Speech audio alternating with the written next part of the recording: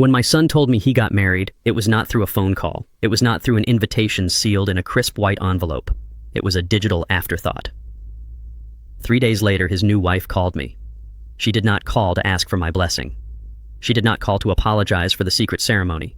She called to aggressively demand the $800 rent transfer I had sent my son every single month for 2 straight years. I told her the account was permanently closed. She panicked. She threatened me. She did not realize I had spent 30 years shaping molten steel, and my resolve was much harder than her empty, entitled threats. My name is Tobias. I am 69 years old. I am an African-American widower, and somehow I am still fighting battles my family forces upon me. As a retired foreman, I thought I had escaped the toxicity of managing ungrateful people, but the worst betrayal came from my own blood. Before I continue this story, let me know where you are watching from in the comments below. Hit like and subscribe if you have ever had to stand up to family members who severely underestimated your strength and your worth. My house in Southside Chicago used to be a sanctuary filled with warmth and noise. My late wife Diane had a vibrant laugh that could shatter the thickest, heaviest silence. Since she passed away 5 years ago from a sudden stroke, the house has been quiet. I filled that profound quiet by maintaining my routine. I woke up early, drank black coffee, and managed my modest investments. On a typical Sunday morning, I sat in my favorite armchair. The screen of my phone glowed against the dim light of my living room. I saw a notification pop up. A distant cousin from Ohio had tagged my only son Jared in a photograph. I tapped the screen. The image loaded and my chest tightened with a sharp, sudden physical ache. Jared was wearing a custom-tailored black tuxedo. He stood under an elaborate, expensive floral archway. Next to him stood a white woman named Megan. She wore a pristine designer white wedding gown. They were holding up crystal champagne flutes, surrounded entirely by her family. Her parents beamed with intense pride in the background of the photo. I looked closely at the timestamp on the post. The wedding took place yesterday afternoon. I am his father. I paid his full college tuition without ever asking for a dime in return. I bailed him out of multiple financial disasters when he overspent on luxury cars and expensive vacations. Yet I found out about the most important day of his life through a stranger's digital post on social media. There was no phone call leading up to the event. There was no invitation lost in the mail. There was just a deliberate, highly calculated exclusion. They had completely erased me from the narrative of his life. I did not throw the phone against the wall. I did not scream, and I did not shed a single tear. 30 years working as a foreman at the local steel mill taught me exactly how to temper extreme heat and pressure. You do not react to a fire by throwing more fire on it. You contain the blaze. You mold it. You let the metal cool until it hardens into something absolutely unbreakable. I placed the phone gently on the kitchen counter. I walked out the back door and stepped down into my garage. The air smelled of fresh sawdust and old motor oil. This space was my true sanctuary. I walked over to a shattered wooden dining chair resting on my heavy workbench. Diane had bought that specific chair at a local flea market 30 years ago. Jared had broken it a month prior when he visited my house to ask for another significant cash loan. He kicked it in a fit of sudden rage when I told him he needed to budget his money better instead of relying on my retirement funds. I picked up a heavy block of sandpaper. I started sanding the jagged, broken splinters. The repetitive physical motion grounded my chaotic thoughts. Every stroke of the rough paper against the damaged wood was a physical release of my deep disappointment. Jared had always been incredibly weak when it came to standing up for himself or taking accountability. Diane always warned me that my constant financial rescuing would eventually create an entitled monster. She repeatedly told me I was buffering him from the harsh reality of the adult world. She was entirely correct. I sanded the wood until the surface was perfectly smooth to the touch. I realized in that quiet moment that my son viewed me exactly as he viewed this broken chair. I was an object. I was a convenient tool to be used broken and quickly discarded when it no longer served his immediate financial needs. I spent the next 2 days in total unbroken silence. I did not call Jared to demand an explanation for the wedding. I let the silence stretch out, knowing his inherent greed would eventually force his hand. Exactly 3 days after the secret wedding ceremony, my phone rang loudly in the kitchen. The caller ID displayed Jared's name. I wiped the fine wood dust from my hands with a rag and answered the call. It was not Jared, it was Megan. Her voice carried a sharp, arrogant tone that immediately set my teeth on edge. Tobias, the rent transfer did not process this morning, she stated bluntly. There was no polite greeting. There was no mention of the wedding. There was absolutely no apology for excluding me from the ceremony. She bypassed basic human decency and went straight for my wallet. The landlord is already emailing us with late fees. Did you forget to authorize the $800 transfer? She demanded aggressively. I stood perfectly still, gripping the freshly sanded chair leg. The sheer audacity of her demand was staggering to comprehend. I had subsidized Jared's expensive rent for 24 consecutive months because he claimed his marketing job did not pay enough to cover living expenses. I had generously continued the payments even after he moved into a luxury apartment with Megan. She genuinely believed she was entitled to my hard-earned pension. I took a deep, steadying breath. "I did not forget anything," I replied with absolute chilling calm. "The transfer did not process because that specific bank account has been permanently closed." The silence on the other end of the line was heavy and thick. I could hear her rapid, angry breathing. Then her massive entitlement shattered her fake composure entirely. "Closed," Megan screeched, her voice pitching into a hysterical, piercing frequency. "You cannot just close the account without warning us first. We rely on that specific money to maintain our current lifestyle. What is wrong with your brain?" I did not raise my voice a single decibel. I spoke with the practiced authority of a man who managed 100 tough union workers. "You rely on my money while deliberately excluding me from my only son's wedding," I stated clearly and factually. "You do not respect me as a father or a man. You simply respect my bank account. The funding is officially terminated." Megan lost her temper completely. Her words became vicious, targeted daggers. "You are just a bitter, broke old man," she spat viciously through the phone speaker. "You have nothing else to offer anyone. You are going to die completely alone in that rundown house." I heard a sudden scuffle in the background. Jared violently grabbed the phone from her hand. His voice was frantic, panicked, and highly aggressive. "Dad, you need to listen to me right now," Jared screamed loudly. "You are clearly suffering from a severe mental breakdown. If your mind is failing you, I will personally have you declared legally incompetent and put in a state-run facility. Transfer the money immediately, or I swear to God I will take legal control of everything you own." He did not wait for my response. He angrily hung up the phone. The dead dial tone echoed in the quiet space of my kitchen. I lowered the phone slowly. My own son had just threatened to strip away my freedom, my mind, and my assets over $800. The initial grief vanished instantly. A cold metallic resolve took its place entirely. Jared had officially declared war. He believed I was a vulnerable, declining old man. He severely underestimated the intellect and the resources of a man who had built his entire life from scratch. I walked over to the front door and locked the deadbolt. The heavy brass deadbolt slid into place with a satisfying final click. I did not move from the entryway. 30 years at the steel mill taught me that a sudden shift in atmospheric pressure always precedes a violent explosion. The explosion arrived exactly 45 minutes later. Heavy tires crunched aggressively against the gravel of my driveway. Car doors slammed with forceful, angry echoes. I stood in the deep shadow of my hallway and watched through the frosted glass pane. Jared and Megan marched up my front walkway. They moved with the frantic, uncoordinated energy of people whose bank accounts had just hit zero. They did not ring the doorbell. Megan pounded her fist against the solid oak door. I waited for the third series of heavy knocks before I turned the lock and pulled the door open. I did not invite them inside. I stood squarely in the threshold. Jared looked terrible. He was sweating despite the crisp afternoon air. He completely refused to look me directly in the eye. Megan, however, possessed an alarming level of synthetic confidence. She wore a tailored beige trench coat and a smile that lacked any genuine human warmth. Her posture radiated pure entitlement. "Tobias, thank God you are home," Megan said loudly. She immediately attempted to push past me into the foyer. I simply shifted my weight, blocking her path completely. My unyielding silence forced her to stop on the welcome mat. "We are incredibly worried about you," she continued. Her voice dripped with calculated fake sympathy. "Jared and I discussed your phone call on the way over. Closing your bank account and abruptly cutting off your own son makes no rational sense. It is completely out of character for you to act this vindictively. We believe you are experiencing severe cognitive decline. We need to get you checked out by a proper physician." The audacity of her words was breathtaking. She was attempting to gaslight a perfectly healthy man on his own front porch. She wanted to frame my financial boundary as a medical emergency. I looked at my son.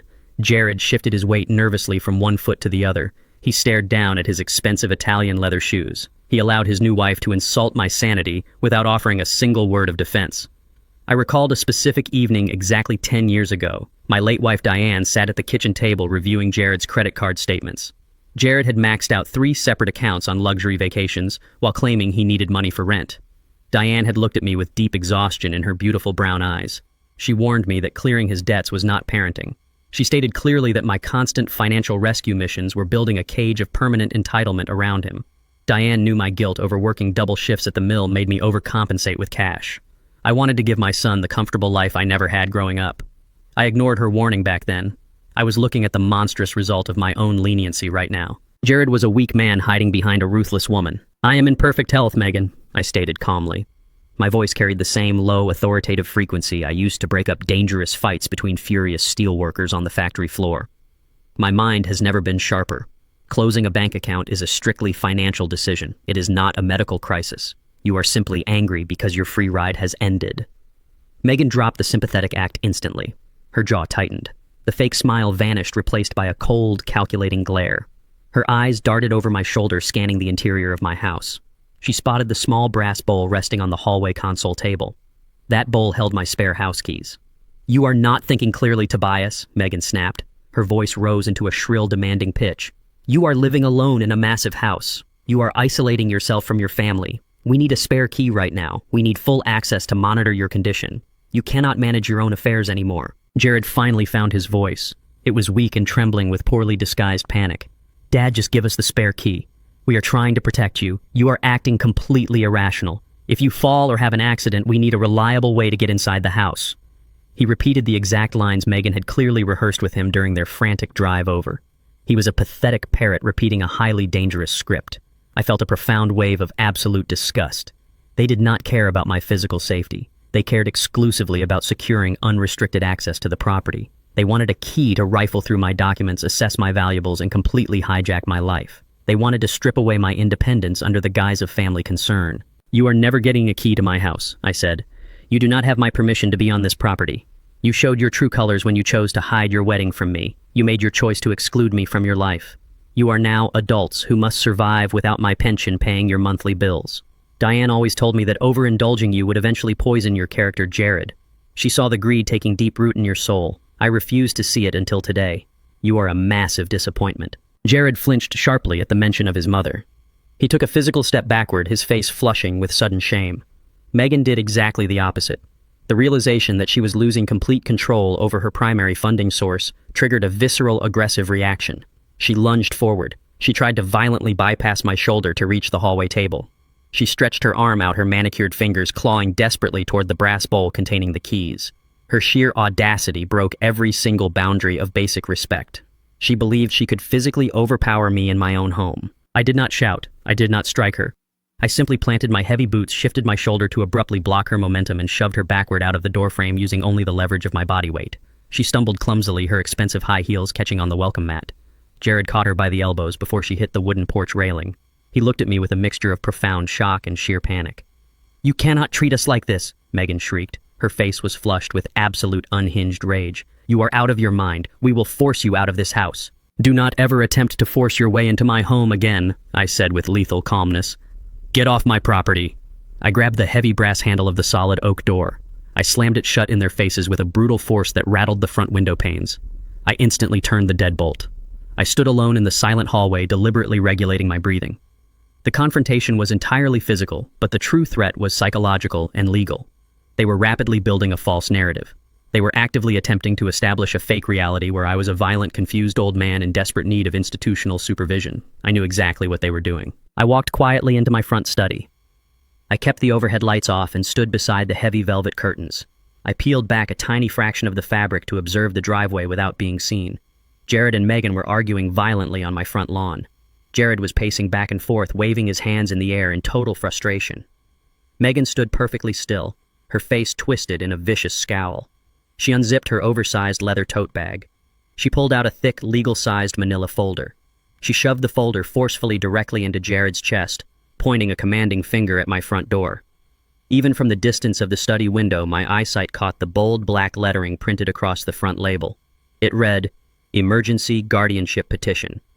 The financial extortion phase was officially over.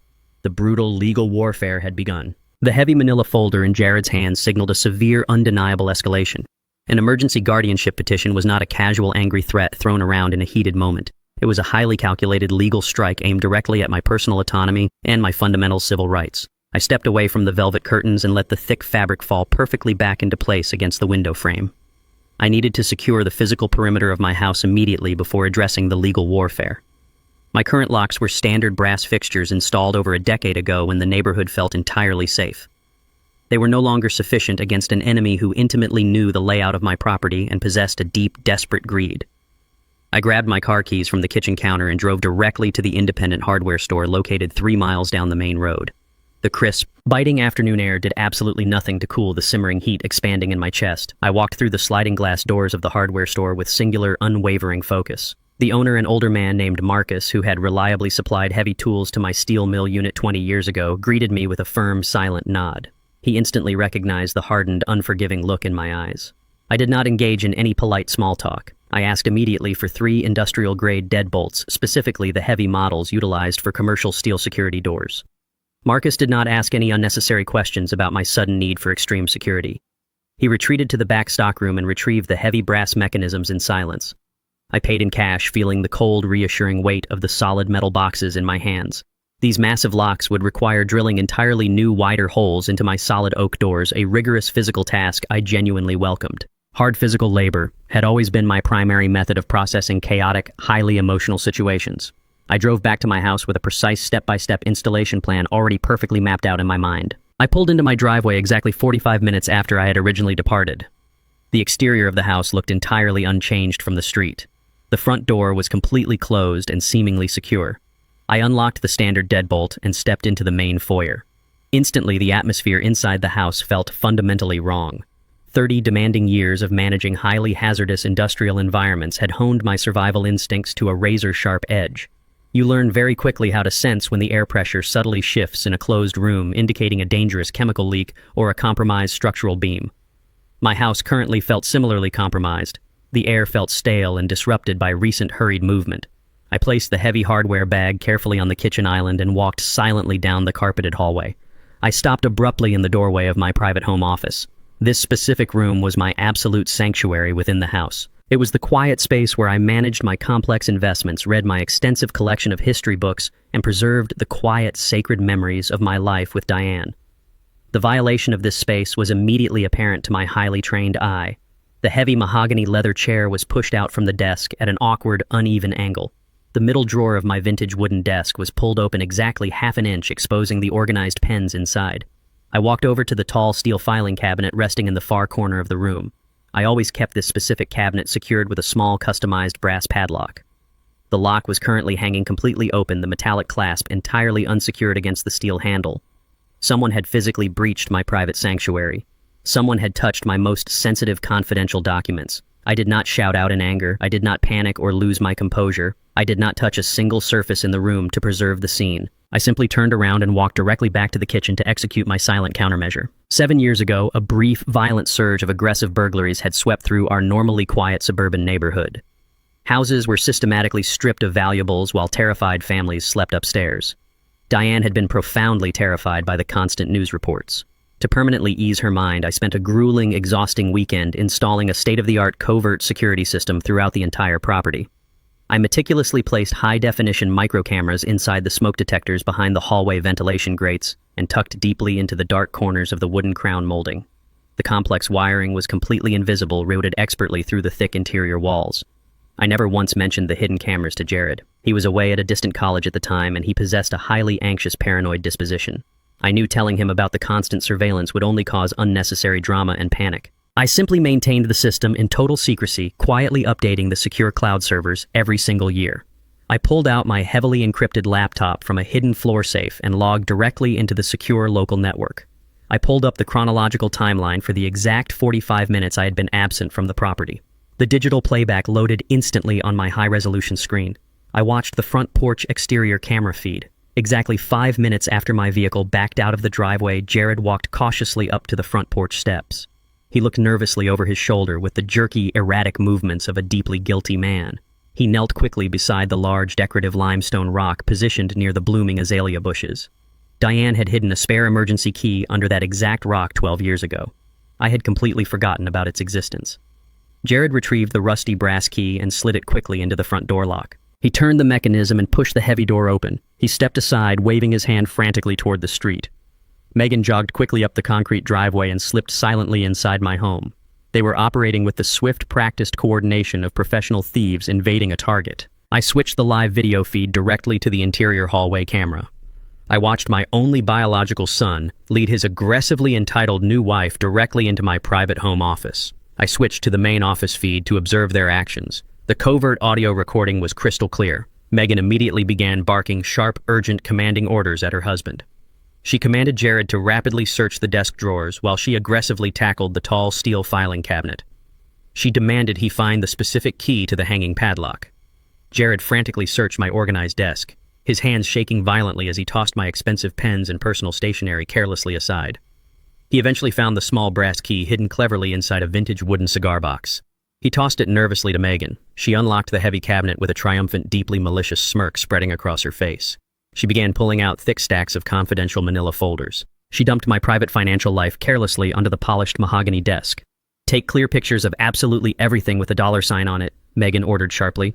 "We need total, undeniable leverage for the upcoming guardianship hearing. The judge needs to see exactly what his hidden assets are worth so we can petition for immediate legal control." Jared obediently pulled out his expensive smartphone.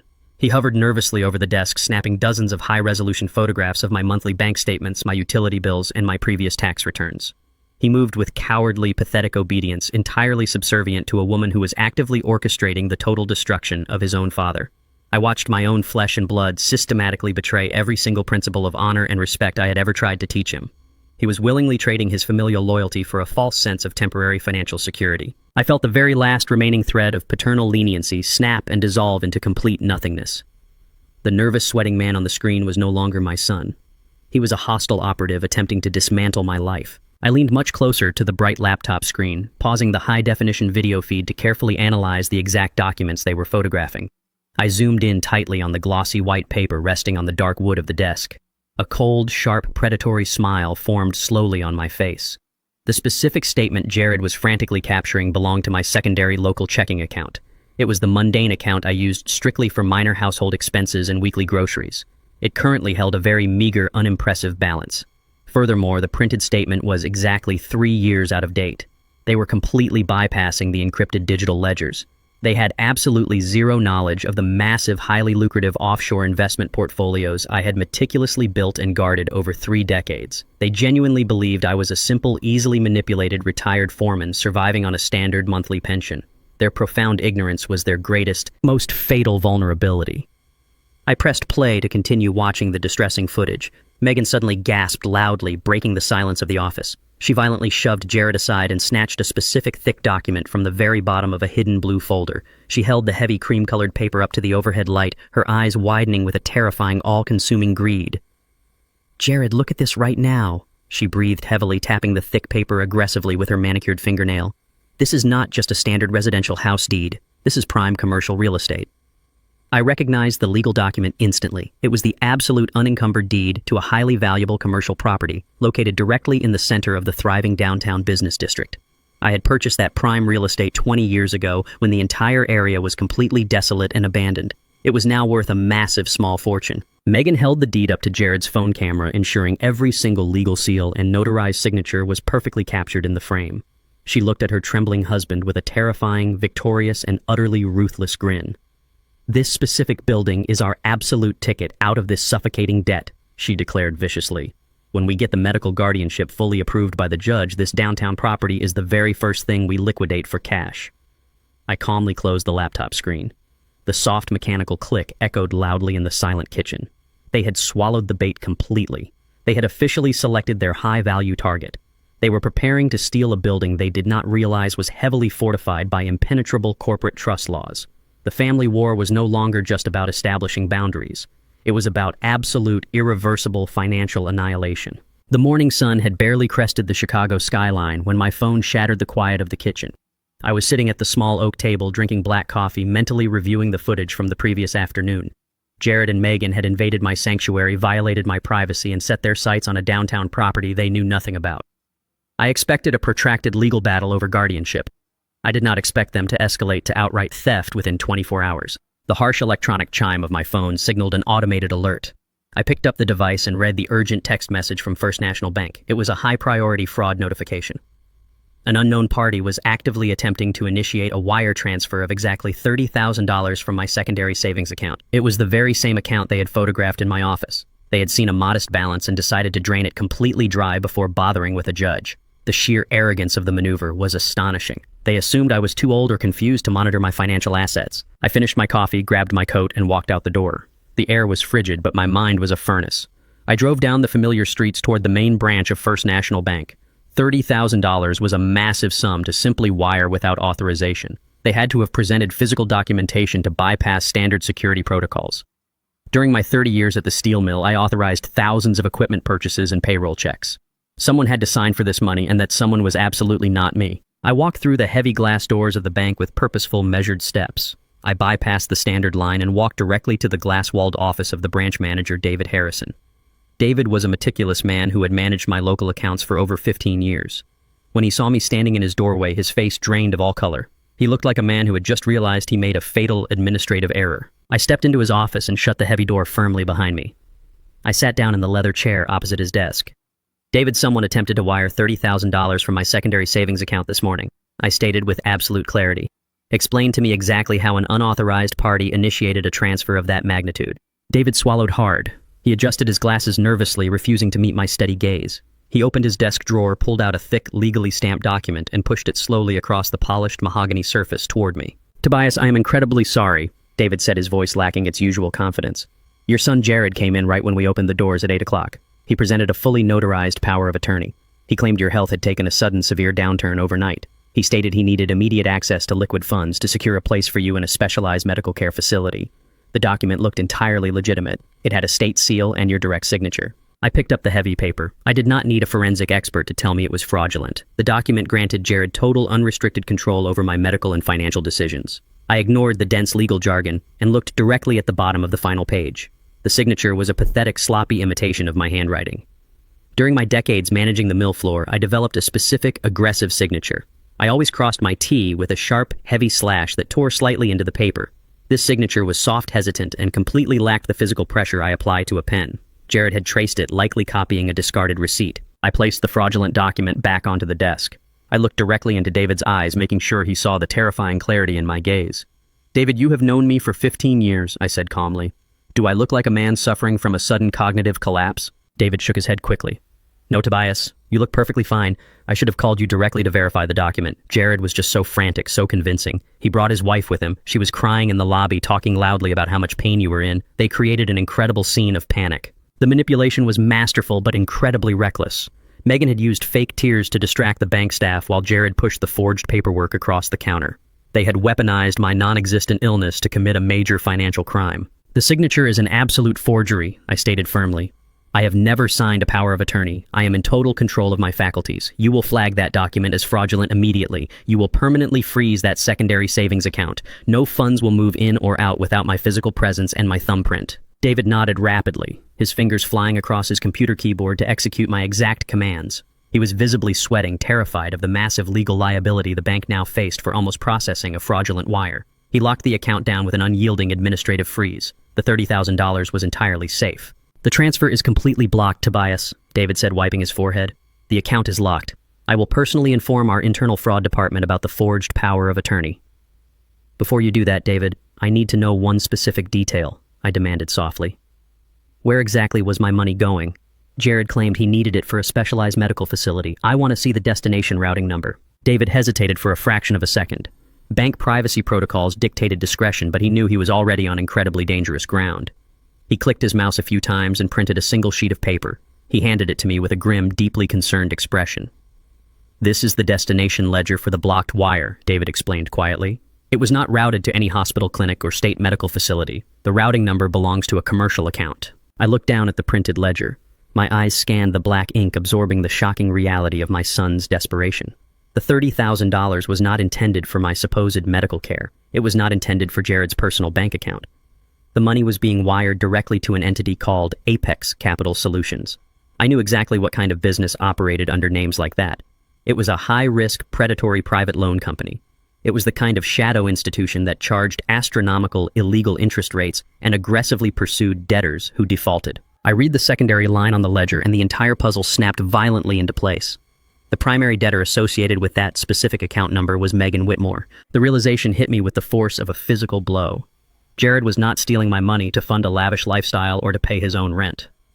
My son had just committed federal wire fraud. He had forged a legal document and lied to a bank manager to steal $30,000 of my hard-earned money. He was risking a lengthy prison sentence in a federal penitentiary for one single reason. He was desperately trying to pay off his new wife's massive, dangerous, and predatory debts. Megan had not married Jared because she loved him. She had married him because she believed he had a rich, easily manipulated father who could act as her personal bailout fund. The emergency guardianship petition was not a medical precaution. It was a frantic criminal race to steal my assets before her own financial predators came to collect.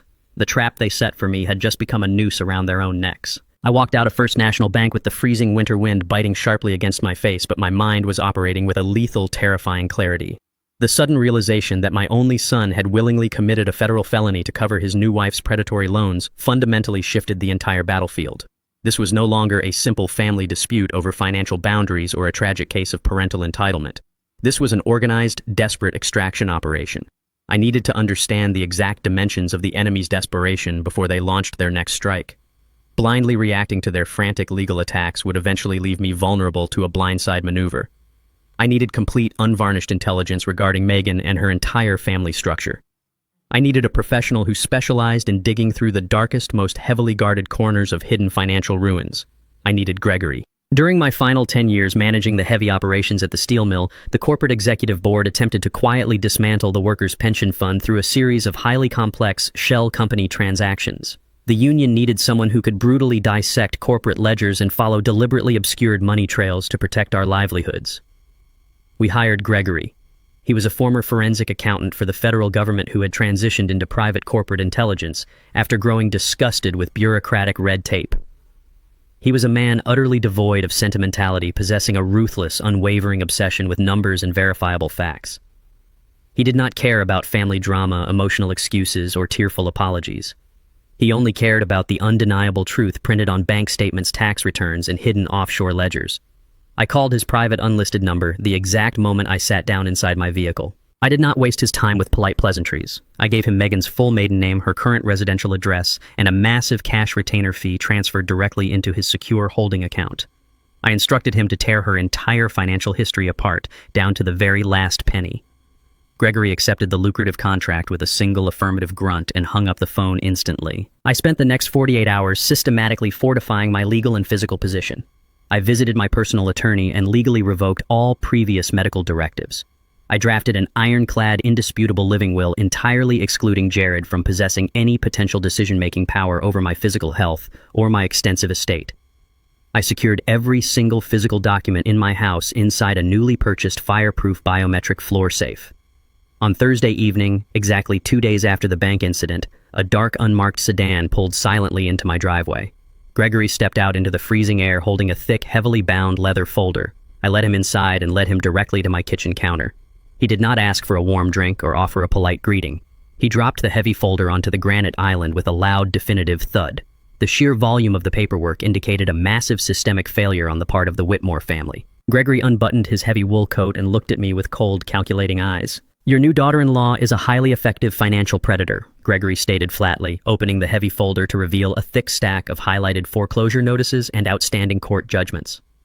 "But she is not acting alone. She is the direct product of a thoroughly bankrupt family ecosystem. You will need to carefully review the specific financial breakdown I compiled in the file named Kichban Ong Da Den Mao 1_21.docex to understand the full scope of their debt. Additionally, the file named Kichban Ong Da Den 2_21.docx contains the undeniable proof that Arthur Whitmore's supposed investment firm is nothing more than a hollow, failing shell." He slid a glossy, high-resolution photograph across the counter. It showed Megan's parents, Arthur and Eleanor Whitmore, standing proudly in front of a massive, sprawling suburban mansion. They were holding expensive champagne flutes at a prestigious country club gala, projecting the absolute pinnacle of generational wealth and social elite status. "It is entirely smoke and mirrors," Gregory continued, his voice dripping with professional disgust. "Arthur Whitmore has not generated a single dollar of legitimate income in over 5 years. They have leveraged their massive estate to the absolute maximum limit, taking out tertiary mortgages to fund their lavish country club lifestyle and maintain their fake social standing. They owe over $2 million to various creditors, including several highly dangerous private lenders operating strictly in the shadows. The bank has officially initiated the final stages of a complete foreclosure on their primary estate. They are exactly 3 weeks away from being physically evicted and publicly ruined." I stared down at the highlighted foreclosure documents, feeling the puzzle pieces locking together with sickening, terrifying precision. Megan was not just a greedy, entitled woman looking for an easy ride through life. She was a desperate operative sent out to find a financial host for her rapidly drowning family. "Why Jared?" I asked, keeping my voice dangerously level. "Jared has never possessed independent wealth. He relied entirely on my handouts to survive." Gregory tapped a printed transcript of a comprehensive social media background check. "Your son is a boastful, deeply insecure fool," Gregory said bluntly. He spent the last 3 years in upscale downtown bars loudly bragging to anyone who would listen about his father's massive multi-million-dollar real estate holdings and vast liquid assets. He desperately wanted to appear wealthy by association. He painted a massive glowing target on his own back. Megan heard the rumors, verified your property deeds through public county records, and immediately sunk her claws into him. She recognized a weak, easily manipulated conduit to a massive fortune. Jared was specifically targeted to act as the sacrificial lamb to save the Whitmore family from absolute crushing poverty. The precise timeline of Megan's calculated manipulation is thoroughly detailed in the file named Kichban Ong de Den Mao 1_22.docx. The sheer scale of the manipulation was breathtaking. Jared had essentially sold his own father to a pack of starving wolves just to maintain the pathetic illusion of being a wealthy, successful man. He had traded my safety and my future for a woman who viewed him purely as an extraction tool. He was willing to lock me away in a medical facility just to impress a family of complete frauds. "They are completely out of time," Gregory said, reaching into his heavy coat pocket. "The exact details of their communications with these shadow lenders are logged in the file named Kichban Ong Daden 2_22.docx. I also pulled a few old federal favors and accessed a legally authorized wiretap connected to one of the predatory lenders currently hunting Arthur Whitmore. The lender automatically recorded a frantic phone call between Megan and Jared this morning to secure leverage." Gregory pressed the playback button and placed the small digital device on the counter. Megan's voice instantly filled the quiet kitchen, but it lacked her usual composed, arrogant sneer. She was screaming with absolute unhinged panic. "I do not care about the bank delay, Jared," she shrieked, her voice cracking with pure desperation. "My father received the final eviction notice today. The bank is seizing the entire estate. You need to push the medical incompetence petition through the judge immediately. You need to testify that your father is a severe danger to himself tomorrow morning. If we do not secure full legal control over his downtown commercial property by the end of this week, my family is entirely destroyed and those private lenders are coming for us next. Get the guardianship approved right now." The recording clicked off abruptly, leaving a heavy, lethal silence lingering in the room. The absolute truth was completely laid bare. They were launching a full-scale legal assault tomorrow morning to steal my life. They were moving in for the final kill. I looked at Gregory and slowly nodded my head. The time for defensive maneuvering was officially over. I was going to obliterate them. I woke up hours before dawn. The house was entirely silent, but the atmosphere felt heavily charged with impending conflict. Gregory's devastating financial revelations from the previous night played on a continuous looping reel in my mind. The Whitmore family was actively drowning in an ocean of insurmountable debt. They needed massive amounts of cash immediately to prevent their imminent eviction from their country club estate. I knew with absolute certainty that they would strike today. The emergency guardianship petition they were frantically building required a compelling narrative of sudden, severe mental decline. They desperately needed me to look unhinged, violent, or hopelessly confused in front of witnesses. I walked into the main living room and placed my smartphone directly in the exact center of the heavy oak coffee table. I activated the voice memo application and left the dark screen facing upward. I wanted them to feel completely falsely comfortable. At precisely 10 o'clock in the morning, 2 vehicles pulled aggressively into my driveway. I stood deep in the shadows of the hallway and watched through the window blinds. Jared's modest sedan parked directly behind a massive, pristine luxury SUV. Jared and Megan stepped out first. They were quickly followed by a couple I instantly recognized from Gregory's detailed photographic dossier. Arthur and Eleanor Whitmore had arrived. They moved across my driveway with a deliberate, highly performative grace. Arthur wore a sharply tailored navy blazer and pristine Italian leather loafers. Eleanor was draped in heavy cashmere and wore gaudy, oversized diamond jewelry. They looked exactly like the incredibly wealthy, untouchable socialites they aggressively pretended to be. I knew the pathetic truth. I knew the tailored blazer was likely purchased on maxed-out credit cards, and the luxury SUV was currently 3 months behind on its lease payments. I unlocked the heavy brass deadbolts on my front door and pulled it open just as they reached the top of the porch steps. They did not wait for a polite invitation. Arthur stepped forward, instantly projecting the false, overbearing authority of a benevolent patriarch. He extended a manicured, perfectly clean hand toward me. I did not take it. I simply stepped backward and allowed them to physically enter my home. They walked directly into the living room and took their seats on my leather sofas. Jared refused to look at me. He stared intensely at his shoes, his hands clasped tightly between his knees in a posture of complete cowardice. Megan sat rigidly beside him, her spine straight and her face glowing with a triumphant, malicious energy. Arthur and Eleanor took the primary sofa directly across from my armchair. Arthur leaned forward, resting his elbows on his knees. He adopted a sickeningly soft, meticulously measured tone. It was the exact condescending cadence one might use when speaking to a frightened toddler or a severely traumatized animal. "Tobias, thank you for sitting down with us today. Arthur began, his voice dripping with synthetic, entirely manufactured empathy. "We are all here this morning because we love you. We are deeply, profoundly concerned about your rapidly declining health. Jared has shared some very troubling, heartbreaking stories with us regarding your recent behavior." Eleanor chimed in perfectly on cue, placing a heavily ringed hand dramatically over her heart. "It truly breaks our hearts to see you struggling so much, Tobias. Living entirely alone in this massive empty house is simply no longer safe for a man in your fragile condition. You are isolated, you are confused. We cannot simply stand by and watch you deteriorate without intervening." I remained perfectly unnervingly silent. I sat deeply in my armchair, keeping my facial muscles entirely relaxed and impassive. I regulated my breathing to a slow, steady rhythm. I knew exactly what psychological game they were attempting to play. They desperately wanted a loud, angry reaction. They wanted me to shout indignities, to physically throw them out of my house, to exhibit the exact aggression and instability they claimed I suffered from. My total, unyielding silence immediately unnerved them. During my decades managing the heavy blast furnaces at the steel mill, I learned that the most effective way to break a hostile, screaming subordinate was to simply stare at them without offering a single word of validation.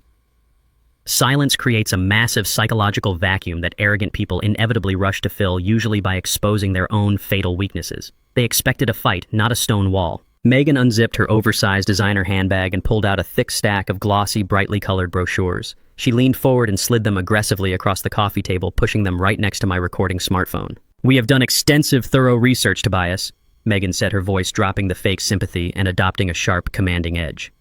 "We found a wonderful, highly specialized care facility that is perfectly equipped to handle your specific cognitive needs. It is called Shady Pines Convalescent Center. They have 24-hour medical supervision, locked wards for your own protection, and organized daily activities." I looked down at the brochures resting on the wood. I did not need to open them to understand the grim reality. I knew exactly what Shady Pines was. It was a notoriously underfunded, state-run facility located on the bleak industrial edge of the city. It was a depressing warehouse for forgotten, abandoned people, a place where the elderly were essentially parked to die out of sight. The sheer cruelty of their plan crystallized perfectly in my mind. They were not planning to use my stolen assets to place me in a comfortable, high-end retirement community. They intended to dump me in the cheapest, most miserable institution legally available so they could completely hoard every single penny of my wealth to save their failing country club lifestyle. "This is not a debate, Dad," Jared mumbled, finally looking up from the floor. His voice was incredibly weak, trembling with poorly disguised panic. "We are doing this for your own good. You cannot manage your daily life anymore. You almost burned the kitchen down last week. You wander the neighborhood aimlessly at night." He was reciting pure, unadulterated fabrications. He was actively reading from a scripted narrative Megan had written to establish a false medical history for the impending court hearing. I continued to stare directly at him in absolute, unbroken silence. He physically withered under my gaze, dropping his eyes back to the floor. My unwavering silence began to deeply irritate Arthur. He was a man entirely accustomed to bullying his way through life using a carefully maintained facade of wealth and social power. He possessed a massive ego built on a crumbling foundation of desperate debt. He completely mistook my tactical restraint for mental surrender. He genuinely believed he had already won the psychological war. He sat back heavily against the leather sofa, crossing his legs arrogantly. He wanted to assert total, undeniable dominance over the situation. "We are executing this transition swiftly and efficiently," Arthur declared, his voice completely dropping the empathetic tone and adopting a hard, ruthlessly commanding edge. "We are legally relocating you to Shady Pines by the end of this current month. You will not have to worry about a single financial or logistical detail regarding this property." Arthur smiled a cold, shark-like smile. He leaned forward, utterly desperate to show me that he was the man currently in charge of my destiny. "I have already taken the liberty of contacting a highly elite realtor in the downtown district," Arthur stated proudly. "We signed a preliminary listing agreement this morning to get this house on the active market immediately. We need to liquidate this asset as quickly as possible to cover your incoming medical expenses and secure your room at the facility." The sheer, blinding arrogance of his statement echoed loudly in the silent room. My phone lay perfectly still on the coffee table, capturing every single syllable in high-definition audio. Arthur Whitmore, a man currently buried under millions of dollars of insurmountable debt, had just confidently and explicitly admitted to signing legal real estate documents to sell a property he did not own. He had actively engaged a professional realtor using a fraudulent medical pretext to illegally list my home. He had officially crossed the line from aggressive family manipulation into a highly documented, incredibly severe federal crime. He had just handed me the exact weapon I needed to destroy them all. I walked out of First National Bank with the freezing winter wind biting sharply against my face, but my mind was operating with a lethal, terrifying clarity. The sudden realization that my only son had willingly committed a federal felony to cover his new wife's predatory loans fundamentally shifted the entire battlefield. This was no longer a simple family dispute over financial boundaries or a tragic case of parental entitlement. This was an organized, desperate extraction operation. I needed to understand the exact dimensions of the enemy's desperation before they launched their next strike. Blindly reacting to their frantic legal attacks would eventually leave me vulnerable to a blindside maneuver. I needed complete, unvarnished intelligence regarding Megan and her entire family structure. I needed a professional who specialized in digging through the darkest, most heavily guarded corners of hidden financial ruins. I needed Gregory. During my final 10 years managing the heavy operations at the steel mill, the corporate executive board attempted to quietly dismantle the workers' pension fund through a series of highly complex shell company transactions. The union needed someone who could brutally dissect corporate ledgers and follow deliberately obscured money trails to protect our livelihoods. We hired Gregory. He was a former forensic accountant for the federal government who had transitioned into private corporate intelligence after growing disgusted with bureaucratic red tape. He was a man utterly devoid of sentimentality, possessing a ruthless, unwavering obsession with numbers and verifiable facts. He did not care about family drama, emotional excuses, or tearful apologies. He only cared about the undeniable truth printed on bank statements, tax returns, and hidden offshore ledgers. I called his private unlisted number the exact moment I sat down inside my vehicle. I did not waste his time with polite pleasantries. I gave him Megan's full maiden name, her current residential address, and a massive cash retainer fee transferred directly into his secure holding account. I instructed him to tear her entire financial history apart down to the very last penny. Gregory accepted the lucrative contract with a single affirmative grunt and hung up the phone instantly. He understood the gravity and the urgency of the assignment. I spent the next 48 hours systematically fortifying my legal and physical position. I visited my personal attorney and legally revoked all previous medical directives. I drafted an ironclad, indisputable living will entirely excluding Jared from possessing any potential decision-making power over my physical health or my extensive estate. I secured every single physical document in my house inside a newly purchased fireproof biometric floor safe. I treated my own home like a bunker preparing for a prolonged siege. On Thursday evening, exactly 2 days after the bank incident, a dark, unmarked sedan pulled silently into my driveway. Gregory stepped out into the freezing air holding a thick, heavily bound leather folder. I unlocked the front door and led him directly to my kitchen counter. He did not ask for a warm drink or offer a polite greeting. He dropped the heavy folder onto the granite island with a loud, definitive thud. The sheer volume of the paperwork indicated a massive systemic failure on the part of the Whitmore family. Gregory unbuttoned his heavy wool coat and looked at me with cold, calculating eyes. "Your new daughter-in-law is a highly effective financial predator," Gregory stated flatly, opening the heavy folder to reveal a thick stack of highlighted foreclosure notices and outstanding court judgments. But she is not acting alone. She is the direct product of a thoroughly bankrupt family ecosystem. You will need to carefully review the specific financial breakdown I compiled in the file named Kich Ban Ong Da Den Ma 1_23.docx to understand the full scope of their debt. Additionally, the file named Kich Ban Ong Da Den 2_23.docx contains the undeniable proof that Arthur Whitmore's supposed investment firm is nothing more than a hollow, failing shell. He slid a glossy, high-resolution photograph across the counter. It showed Megan's parents, Arthur and Eleanor Whitmore, standing proudly in front of a massive, sprawling suburban mansion. They were holding expensive champagne flutes at a prestigious country club gala, projecting the absolute pinnacle of generational wealth and social elite status. They looked like untouchable aristocrats living a life of pristine luxury. "It is entirely smoke and mirrors," Gregory continued, his voice dripping with professional disgust. "Arthur Whitmore has not generated a single dollar of legitimate income in over 5 years. They have leveraged their massive estate to the absolute maximum limit, taking out tertiary mortgages to fund their lavish country club lifestyle and maintain their fake social standing. They owe over $2 million to various creditors, including several highly dangerous private lenders operating strictly in the shadows. The bank has officially initiated the final stages of a complete foreclosure on their primary estate. They are exactly 3 weeks away from being physically evicted and publicly ruined."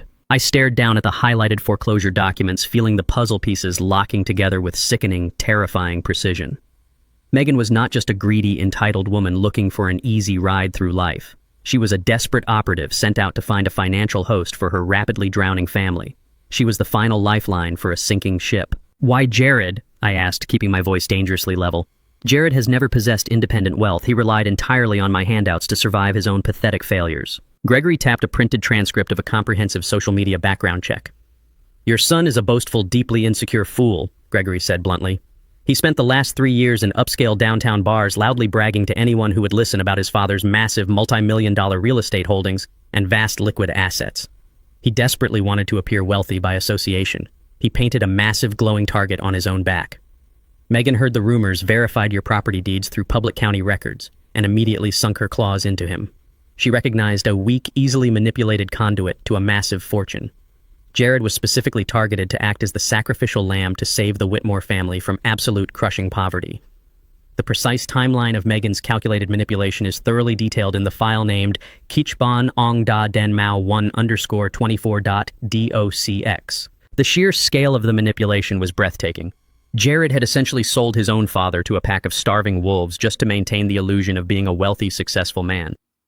He had traded my safety and my future for a woman who viewed him purely as an extraction tool. He was willing to lock me away in a medical facility just to impress a family of complete frauds. "They are completely out of time," Gregory said, reaching into his heavy coat pocket. "The private lenders currently hunting Arthur Whitmore do not operate within the bounds of standard debt collection. They use aggressive, highly illegal surveillance tactics to track their debtors. The exact details of their communications with these shadow lenders are logged in the file named Kichban Ong Da Den 2_24.docx.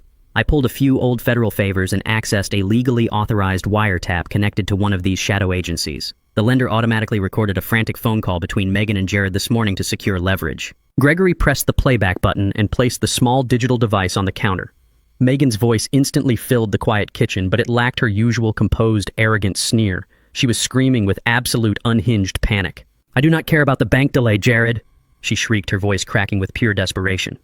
"My father received the final eviction notice today. The bank is seizing the entire estate. You need to push the medical incompetence claim against your father through the judge immediately. You need to testify that he is a severe danger to himself tomorrow morning. If we do not secure full legal control over his assets before the end of this week, my family is entirely destroyed and those private lenders are coming for us next. Expedite the guardianship claim right now." The recording clicked off abruptly, leaving a heavy, lethal silence lingering in the room. The absolute truth was completely laid bare. The medical incompetence claim was not a precautionary measure. It was a frantic ticking time bomb driven by the Whitmore family's imminent destruction. They were launching a full-scale legal assault to steal my life before they lost their own. I looked at Gregory and slowly nodded my head. The time for defensive maneuvering was officially over. I was going to obliterate them. The heavy oak door shut with a solid echoing thud, sealing the Whitmore family outside in the freezing winter air.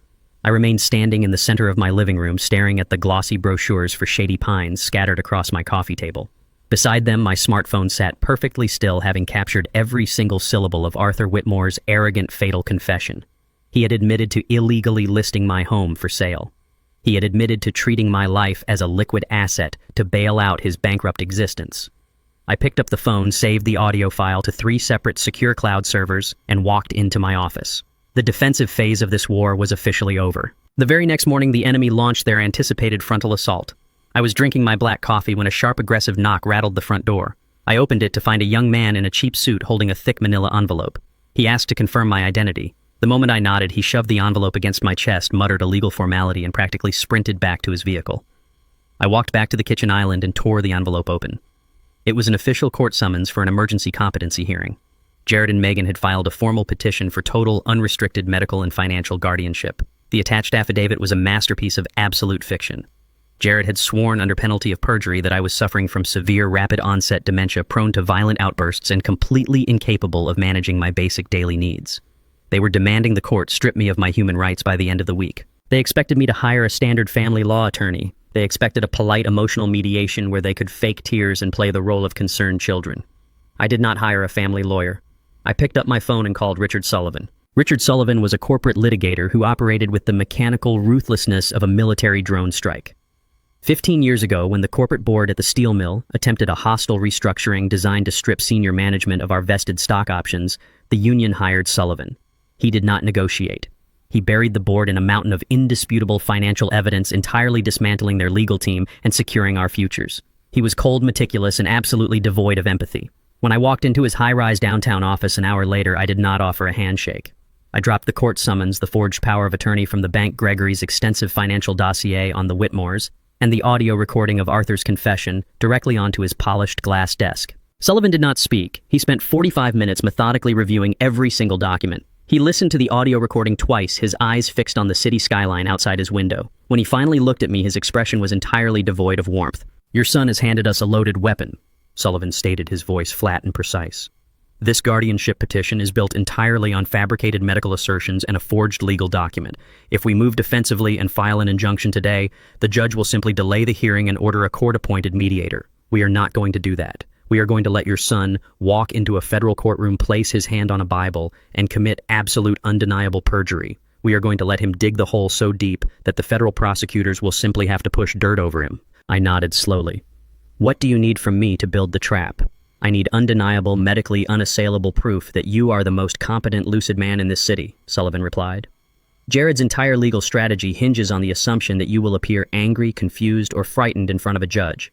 We will obliterate that assumption before you even step foot in the courthouse. Within 2 hours, Sullivan had utilized his vast corporate network to schedule immediate, rigorous evaluations with 3 of the most highly credentialed psychiatric specialists in the state. I did not visit standard family therapists. One was a former military psychologist who specialized in evaluating combat pilots for active duty. Another was a leading neurological researcher at the state university. Over the next 48 hours, I sat in sterile, brilliantly lit medical offices undergoing relentless cognitive testing. They tested my short-term memory, my spatial reasoning, my complex problem-solving capabilities, and my emotional regulation under extreme stress. I approached the psychological evaluations with the exact same industrial mindset I used to calibrate the blast furnaces at the mill. I answered every question with cold, measured precision. I solved their logic puzzles flawlessly. I recounted my entire financial history, asset allocations, and the specific details of Jared's criminal activities with absolute terrifying clarity. By Thursday afternoon, I walked out of the final clinic holding 3 separate notarized and legally bulletproof medical certificates of absolute mental competency. The doctors had unanimously concluded that my cognitive function was operating at an elite level, far exceeding the baseline for a man of my age. Jared's fabricated narrative of severe dementia was now legally dead. I drove directly back to Sullivan's downtown office to deliver the medical certificates. I expected to find him finalizing our aggressive courtroom strategy. Instead, I found him standing rigidly behind his desk, staring intensely at a series of complex real estate ledgers glowing on his computer monitor. The atmosphere in his office had shifted from calculated preparation to a state of absolute lethal urgency. I placed the medical certificates on his desk. He did not even look at them. I initiated a routine comprehensive title and encumbrance check on all of your physical assets this morning, Sullivan said, his voice dropping to a low, dangerous register. I needed to establish a clean financial baseline before the hearing to ensure Jared had not attempted any further minor withdrawals from your secondary accounts. Sullivan turned the heavy monitor toward me. The screen displayed a highly classified preliminary real estate transaction log. It was not connected to my residential home. It was connected directly to my highly lucrative multi-million-dollar commercial property located in the center of the downtown business district. Arthur Whitmore lied to you in your living room, Sullivan stated coldly. He did not just sign a preliminary listing agreement for your residential house. That was a distraction tactic. While Arthur kept you focused on the house, Jared used the forged power of attorney to officially sign a binding preliminary sale agreement for your downtown commercial building. He initiated the transaction with an out-of-state corporate holding company. I stared at the glowing numbers on the screen. The sheer scale of the theft was staggering. They were attempting to liquidate my most valuable asset and wire the funds directly into a series of untraceable shell accounts to pay off the Whitmore family's shadow lenders. Because the holding company is located across state lines and because Jared initiated the preliminary escrow transfer digitally. Sullivan continued, his eyes locked onto mine. This is no longer a simple case of elder financial abuse or state-level forgery. Jared has officially triggered federal jurisdiction. He has committed textbook multi-million-dollar wire fraud and interstate real estate fraud. The moment that forged signature was transmitted across state lines, your son guaranteed himself a mandatory minimum sentence in a federal penitentiary. The trap they had set for me had just evolved into an inescapable federal prison cell for Jared. Megan had pushed him to move too fast, forcing him to execute a massive, sloppy corporate transaction that left a blazing digital trail directly to his forged signature. They thought they were outsmarting a confused, isolated old man. Instead, they had just handed a ruthless corporate litigator the exact evidence required to destroy their lives permanently. I looked at the glowing screen, feeling no sorrow, no hesitation, and absolutely no mercy. The ironclad defense was complete. It was time to execute the offensive strike. The drive back from Richard Sullivan's downtown office was a masterclass in emotional compartmentalization. I had just viewed undeniable digital evidence that my only child had committed a multi-million-dollar federal crime. He had utilized a forged power of attorney to initiate the sale of my commercial property to a shadow holding company to save his bankrupt in-laws. Sullivan had been incredibly explicit regarding our next tactical maneuver. We possessed the digital footprint of the wire fraud, but federal prosecutors required absolute airtight proof of malicious intent. Jared and his wife Megan could easily hire a defense team to claim the transfer was a tragic misunderstanding or a clerical error driven by a desperate desire to protect my assets. We needed to eliminate the defense of ignorance. We needed Jared to voluntarily present the forged documents in a public setting and actively demand my signature. We needed him to hang himself with his own rope. I required a scenario where his greed would completely override his caution. I had to become the bait. I arrived at my empty house and immediately initiated the physical preparations for the trap. I drove to a specialized electronics retailer on the industrial side of the city. I bypassed the standard home security aisles and purchased 4 high-definition motion-activated micro cameras utilizing encrypted wireless transmitters. When I returned home, I spent 2 hours meticulously installing the surveillance network. I embedded the first lens deep inside the ornate wooden molding of the dining room chandelier, angling it directly downward to capture the entire surface of the heavy mahogany table. I concealed the second camera behind the thick leather spine of an encyclopedia resting on the living room bookshelf, ensuring a flawless, unobstructed view of the primary seating area. I tested the audio receivers by dropping a heavy brass pen onto the hardwood floor from 20 feet away. The playback on my smartphone was crystal clear. Every single breath whisper and footstep in that room would be permanently recorded and securely uploaded to Sullivan's private server. The next phase required a physical prop to trigger Jared's overwhelming impatience. I sat at my home office desk and began drafting a document. I deliberately avoided using standard legal templates. I titled the paperwork, Preliminary Declaration of Voluntary Asset Transfer. I filled the pages with dense, convoluted legal jargon that essentially promised to surrender total ownership of the downtown commercial property directly to Jared. The document was entirely non-binding and completely legally useless, but it looked incredibly official and undeniably tempting. It was the exact financial lifeline the Whitmore family desperately needed to avoid their impending foreclosure. I printed the false declaration on heavy, expensive bond paper. I carried the document into the dining room and placed it directly in the center of the mahogany table, resting my reading glasses carefully on top of the pages. It looked exactly like the private work of a tired, defeated old man trying to organize his final affairs. I walked back into the living room and sat heavily in my leather armchair. I needed to execute a flawless, highly calibrated psychological performance. For 40 years managing the blast furnaces at the steel mill, my entire professional survival depended on projecting absolute strength and unyielding authority. Now I had to project complete systemic surrender. I regulated my breathing, softening the rigid posture of my shoulders and letting my head drop slightly toward my chest. I dialed Jared's cell phone. He answered on the 4th ring, his voice laced with the sharp, defensive hostility of a man bracing for an aggressive confrontation. He expected me to scream about the impending competency hearing. I did not raise my voice. I spoke in a low, exhausted rasp. "Jared, we need to talk," I said, allowing a slight manufactured tremor to enter my syllables. "I am sitting here alone, and I am simply too tired to keep fighting you and your wife. The stress of this impending courtroom battle is tearing my mind apart. I am losing track of my days. I am forgetting simple things. If you truly believe I can no longer manage the commercial properties, I do not want to endure the public humiliation of a competency hearing. I want to settle this privately between a father and his son." The shift in Jared's tone was instantaneous and physically sickening. The defensive hostility evaporated entirely, replaced instantly by a slick, eager warmth. The predator had caught the scent of blood. He immediately dropped his aggressive posture and adopted the sickeningly sweet cadence of a deeply concerned caregiver. He told me that a private settlement was exactly what he and Megan had always wanted for me. He promised that they only had my best interests at heart. I told him I had drafted some preliminary paperwork regarding the transfer of the commercial building and asked if he could come over to review the parameters. Jared agreed with an intense, breathless speed. He promised to be at my house in less than 20 minutes. He arrived in exactly 14. I unlocked the front door and stepped back, letting my spine curve forward. Jared walked into the foyer, practically vibrating with restrained energy. He attempted to mask his sheer greed behind a facade of gentle filial concern, asking me how my head was feeling. I gave him a slow, vacant stare, rubbing my temples as if fighting through a dense fog of confusion. I muttered something barely coherent about needing to finalize the estate before my memory failed completely. I turned and shuffled slowly toward the dining room, ensuring my footsteps dragged heavily across the hardwood floor. Jared followed closely behind me, his eyes darting hungrily around the silent house. We entered the dining room. The heavy bond paper sat perfectly illuminated under the chandelier, the bold title regarding the asset transfer clearly visible. Jared's eyes locked onto the document instantly, his entire body tensed like a coiled spring. I pulled out a chair and gripped the mahogany table, letting out a long, ragged sigh. I looked at Jared with manufactured vulnerability. I told him that reading the dense legal text was giving me a severe migraine. I excused myself, stating I needed to go into the kitchen to brew a strong pot of coffee to clear my head. I told him to make himself comfortable and look over the draft. I turned and walked out of the room, leaving my son entirely alone with the bait. I stepped into the kitchen and moved silently out of the direct line of sight from the hallway. I did not touch the coffee maker. I pulled my smartphone from my pocket and immediately accessed the live encrypted feed from the hidden dining room camera. The high-definition screen illuminated my son's true nature. Jared did not wait even 10 seconds. The absolute moment he believed he was unobserved, the fake caring posture vanished completely. He lunged toward the table with the frantic jerky movements of a starving animal.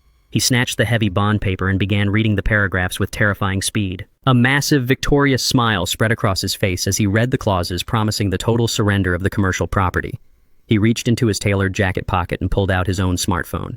He held the document flat against the table and frantically snapped high-resolution photographs of every single page. He wanted immediate, verifiable proof of his impending victory. He shoved the document back under my reading glasses and dialed a number, pacing nervously around the edge of the dining table. The audio receiver captured his breathless voice perfectly. He was calling Megan. He did not bother with greetings. He spoke in a rapid, hushed tone fueled by sheer, unadulterated excitement. He told her the psychological pressure had completely broken the old man. He explicitly stated that Tobias was sitting in the next room complaining about severe memory loss and exhaustion. Jared told his wife that I had already drafted the transfer documents for the downtown commercial property and was entirely willing to sign them immediately just to avoid a public courtroom battle. "We do not need the emergency hearing, Megan," Jared whispered fiercely into the receiver, his eyes locked on the kitchen door. "If we drag him into a federal court, the judge might order independent psychiatric evaluations.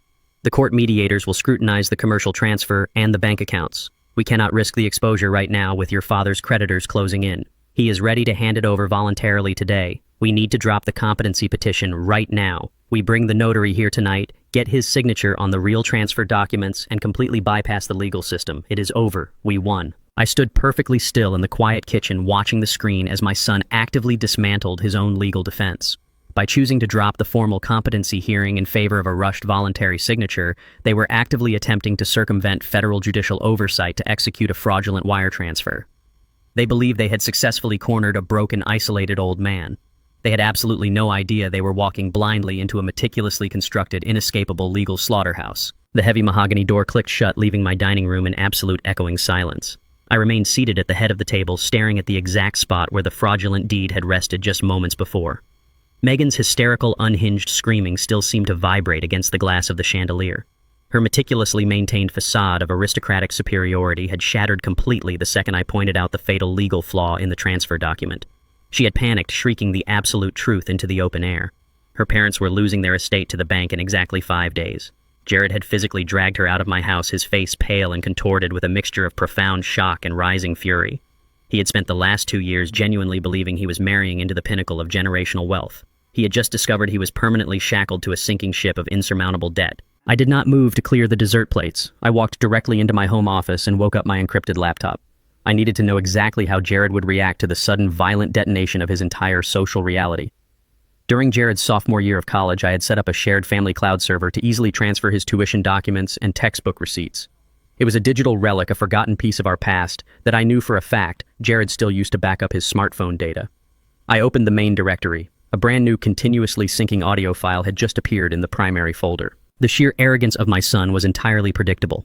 Jared had clearly activated a secret voice memo on his phone before sitting down at my dining table.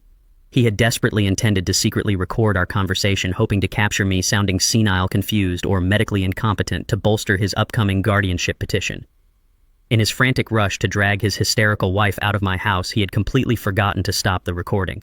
His phone was currently sitting in his pocket, actively broadcasting every single word spoken inside their vehicle directly to my personal computer. I put on my noise-canceling headphones, leaned back in my leather chair, and pressed play. The audio feed began with the heavy, violent slamming of 2 car doors. The engine of Jared's sedan roared to life, but the vehicle did not shift into gear. The confined space of the car amplified the absolute raw hostility radiating from my son. "You lied to me," Jared said. His voice was not loud, but it possessed a trembling, dangerous edge that I had rarely heard him use.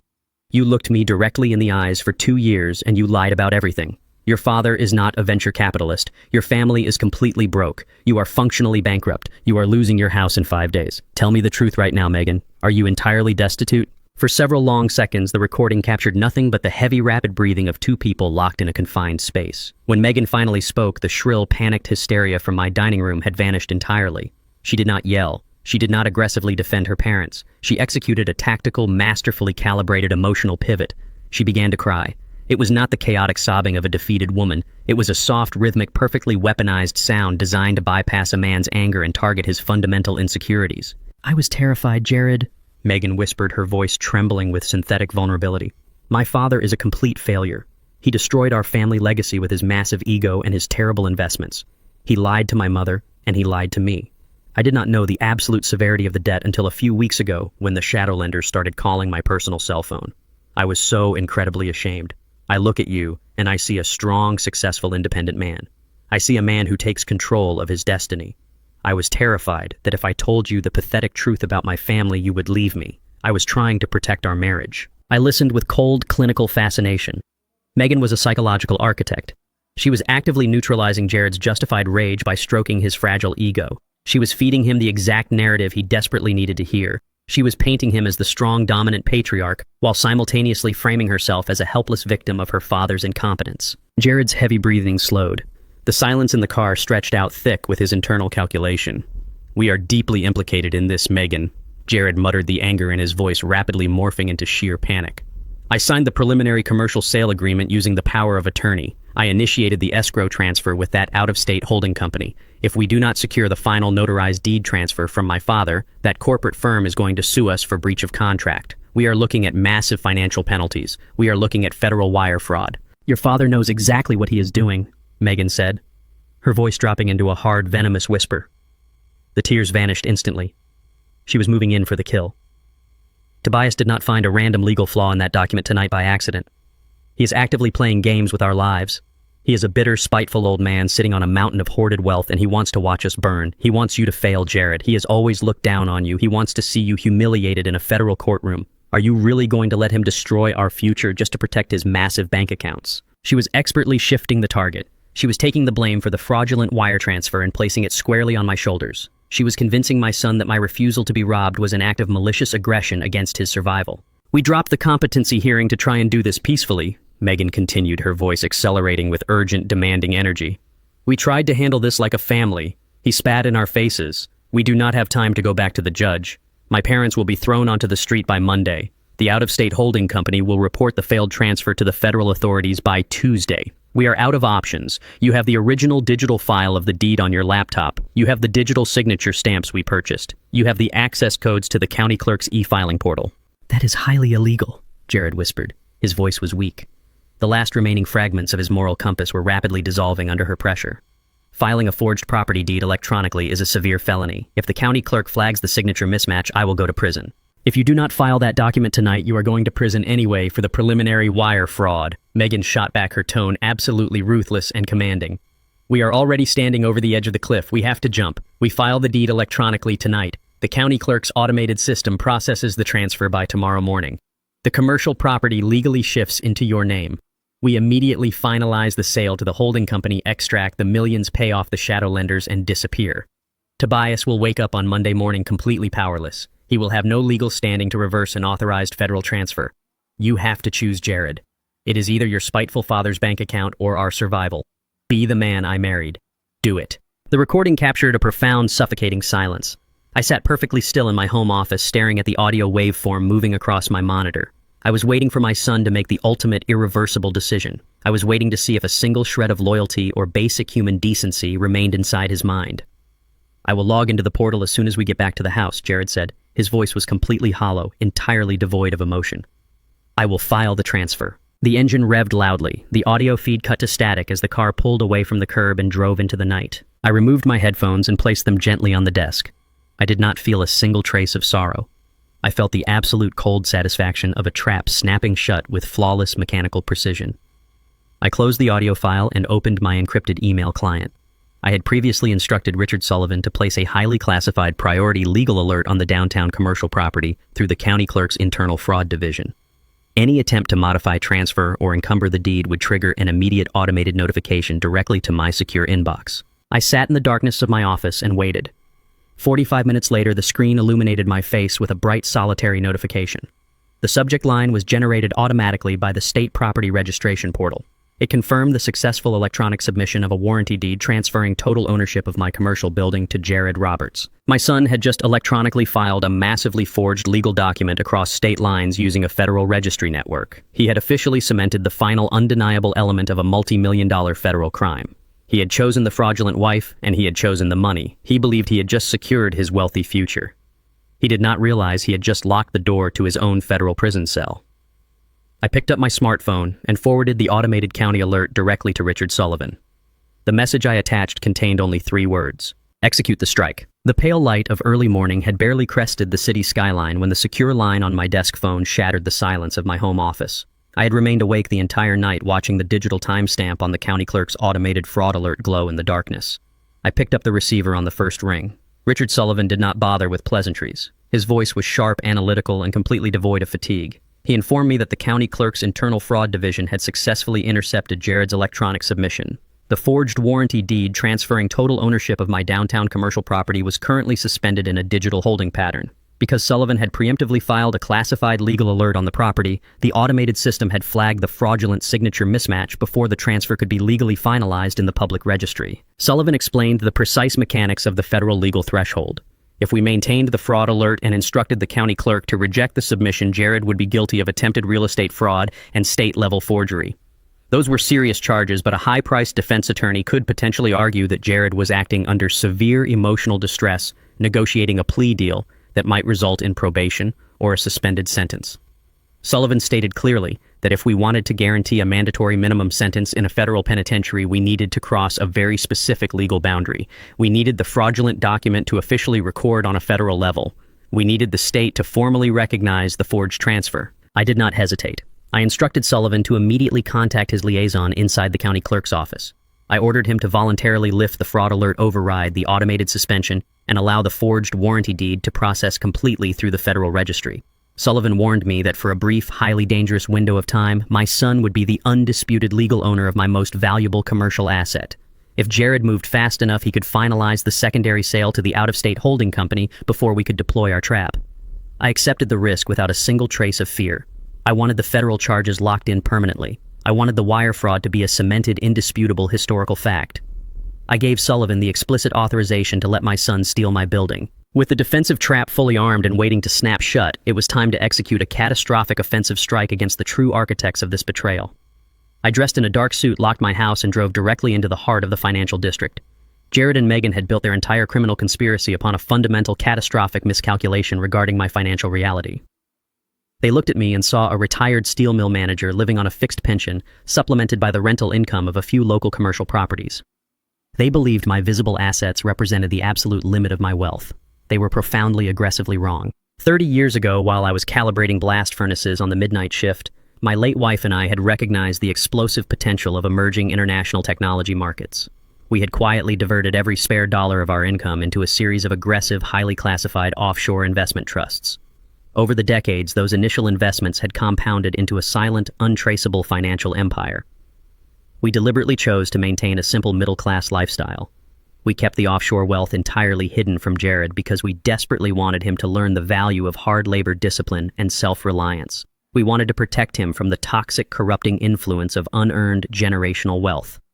The bitter, suffocating irony was that our attempt to foster humility had only bred a deep, festering resentment and a venomous sense of entitlement inside our son. Now that exact hidden fortune was going to serve as the weapon of his absolute destruction. I arrived at Sullivan's high-rise office and walked directly into the primary conference room. Sullivan was already waiting at the polished glass table, surrounded by a mountain of financial ledgers and glowing computer monitors. The atmosphere in the room was electric with calculated malice. I sat down and told Sullivan that securing Jared's federal indictment was no longer sufficient. I wanted to completely obliterate the foundation of the Whitmore family's arrogance. I wanted to dismantle the aristocratic facade that Megan had used to manipulate my son into committing a felony. Sullivan turned a heavy monitor toward me, displaying the intricate, highly confidential financial dossier he had compiled on Arthur Whitmore's crumbling estate. The numbers were staggering in their sheer incompetence. Arthur had leveraged the massive Whitmore family compound against a series of disastrous corporate investments. He was drowning in toxic debt. The primary bank holding the residential mortgage had officially classified the loan as an unrecoverable default. The shadow lenders were circling the property like vultures. Sullivan confirmed the exact timeline Megan had screamed in my dining room. The The bank was legally positioned to initiate aggressive public foreclosure proceedings in exactly 5 days. I leaned forward, resting my hands flat against the cold glass table. I looked at Sullivan and delivered my instructions with the mechanical precision of an industrial executioner. I told him that I did not want a faceless corporate bank to foreclose on Arthur Whitmore. I did not want the state to take their family home. I wanted absolute dictatorial control over their physical sanctuary. I instructed Sullivan to immediately utilize the liquid capital inside my offshore trusts to contact the primary bank. I ordered him to purchase the entirety of the Whitmore's defaulted residential debt portfolio directly from the institutional lenders. Sullivan's eyes narrowed in cold, predatory approval. He understood the tactical brilliance of the maneuver instantly. Banks despise the messy, prolonged public spectacle of residential foreclosures. They prefer liquidity. If we offered to purchase the toxic debt portfolio in a single massive cash transaction, the bank would eagerly sign over the rights to avoid the legal friction of an eviction. Sullivan picked up his encrypted phone and initiated the corporate buyout through a masked anonymous holding company registered entirely under my ultimate control. I sat in the silent conference room and watched a master corporate litigator dismantle a family legacy in less than 3 hours. Sullivan ruthlessly negotiated the premium cash transfer, entirely bypassing the standard bureaucratic delays. He leveraged the massive weight of my offshore capital to force the immediate unconditional surrender of the deed of trust. By early afternoon, the digital transaction cleared the federal banking networks. The legal shift in power was absolute, silent, and totally devastating. Sullivan printed the final confirmation documents and slid them across the glass table. I picked up the heavy watermarked pages. I was holding the physical promissory notes and the exclusive deed of trust to the Whitmore estate. The bank was completely removed from the equation. I was no longer merely a victim defending a commercial asset against a forged deed. I was now the sole undisputed creditor of Arthur Whitmore's entire existence. I stood by the floor-to-ceiling window looking out over the sprawling city, feeling the weight of the legal documents in my hand. Somewhere in a luxurious, heavily mortgaged apartment, Jared and Megan were undoubtedly celebrating. They were opening champagne, entirely convinced that their fraudulent digital filing had successfully secured their wealthy future. They believed they had outsmarted a tired, isolated old man. They had absolutely no idea that their stolen commercial building was a highly calibrated federal trap designed to lock them in prison. More importantly, they had no idea that while they were celebrating their theft, the very ground beneath the Whitmore family's feet had shifted ownership. The iron grip was now perfectly complete. I held the absolute, unassailable legal authority to render Arthur and his arrogant family entirely homeless by the end of the week, and I possessed the exact mechanism to watch my son realize he had destroyed his life for absolutely nothing. The following morning arrived with a deceptive calm. While Richard Sullivan meticulously dismantled the Whitmore family's legal claim to their sprawling estate, Jared and Megan operated under a spectacular delusion of absolute victory. The automated county clerk system had processed their fraudulent warranty deed, temporarily shielding their crime behind a veneer of bureaucratic legitimacy. Believing they now legally controlled a multi-million-dollar commercial asset, their greed accelerated into sheer recklessness. They did not wait for the secondary sale to the out-of-state holding company to finalize. They needed immediate gratification to soothe the massive blow of Arthur Whitmore's impending bankruptcy. Through Sullivan's relentless surveillance of their financial footprint, I watched them orchestrate a masterclass in premature celebration. Jared leveraged the pending escrow agreement and the forged commercial deed as absolute proof of impending wealth. He approached a luxury real estate broker and secured a lease on a sprawling glass-walled penthouse in the city's most exclusive residential high-rise. They signed the contract with arrogant flourishes, committing to an astronomical monthly rent and a massive security deposit based entirely on phantom capital. They hired premium moving companies to transport their belongings out of their previous modest apartment, charging every single expense to a new tier of high-interest credit cards. They were building a fortress of extreme luxury directly on top of a legal landmine. I sat in my home office reviewing the digital copy of their new penthouse lease agreement that Sullivan had intercepted. The address printed at the top of the contract sent a cold, sharp thrill down my spine. The building was a towering architectural marvel named the Obsidian. 10 years ago, my late wife and I recognized a shift in the local housing market toward ultra-premium urban living. We utilized a fraction of our offshore capital to establish an anonymous holding entity named Apex Vanguard. Apex Vanguard subsequently purchased the Obsidian outright. For a decade, I had been the silent, absolute owner of the very building Jared and Megan now considered their triumphant sanctuary. They had attempted to steal my commercial property to escape their financial ruin, and in their blind arrogance, they had walked directly into the center of my residential empire. I immediately contacted Sullivan and instructed him to coordinate a secure conference call with Marcus Vance, the senior property manager of the Obsidian.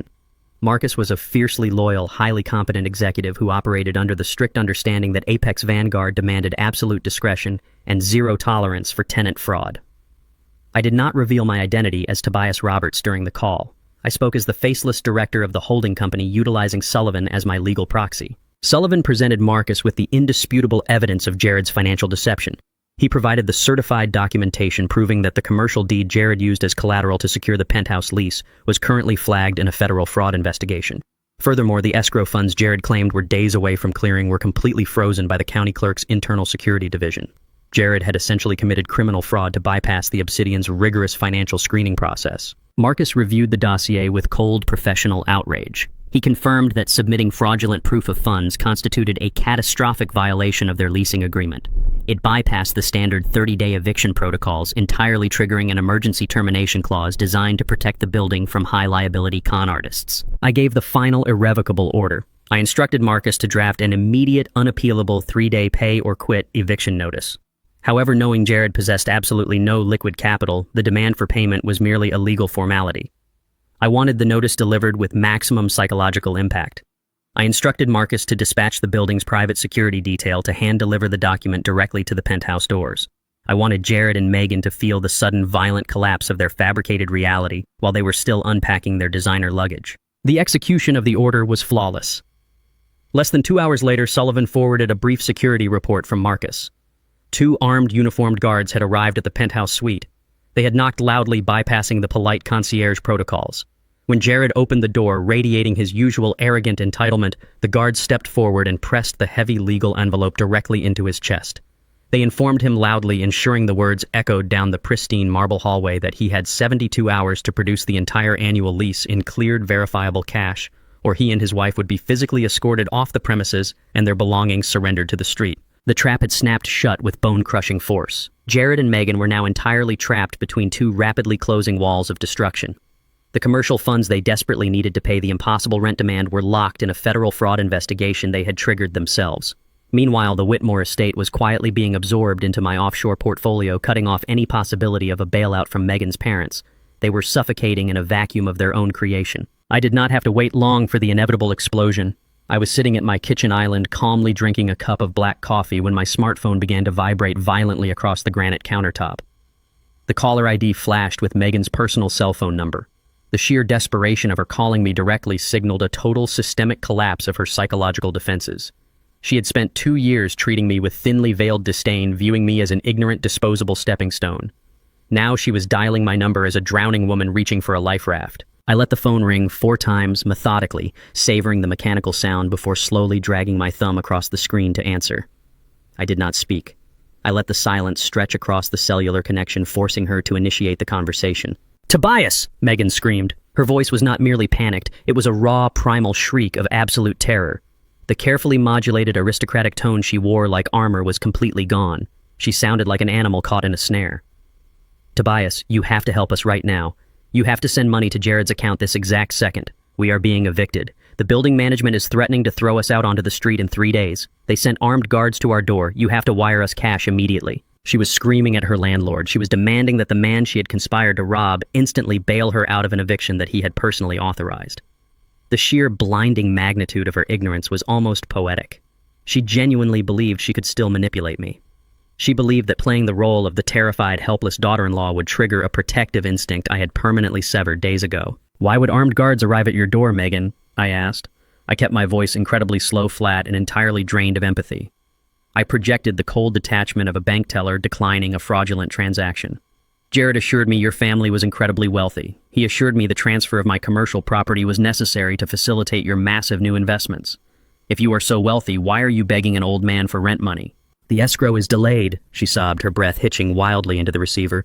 "The commercial transfer got stuck in a county holding pattern. We do not have access to the funds yet. The building manager is a complete psychopath. He refuses to wait for the bank clearance. He is demanding the entire annual lease in pure cash by Friday, or we lose everything. Tobias, please. We have nowhere else to go. My father is dealing with a temporary liquidity issue. We cannot stay with him.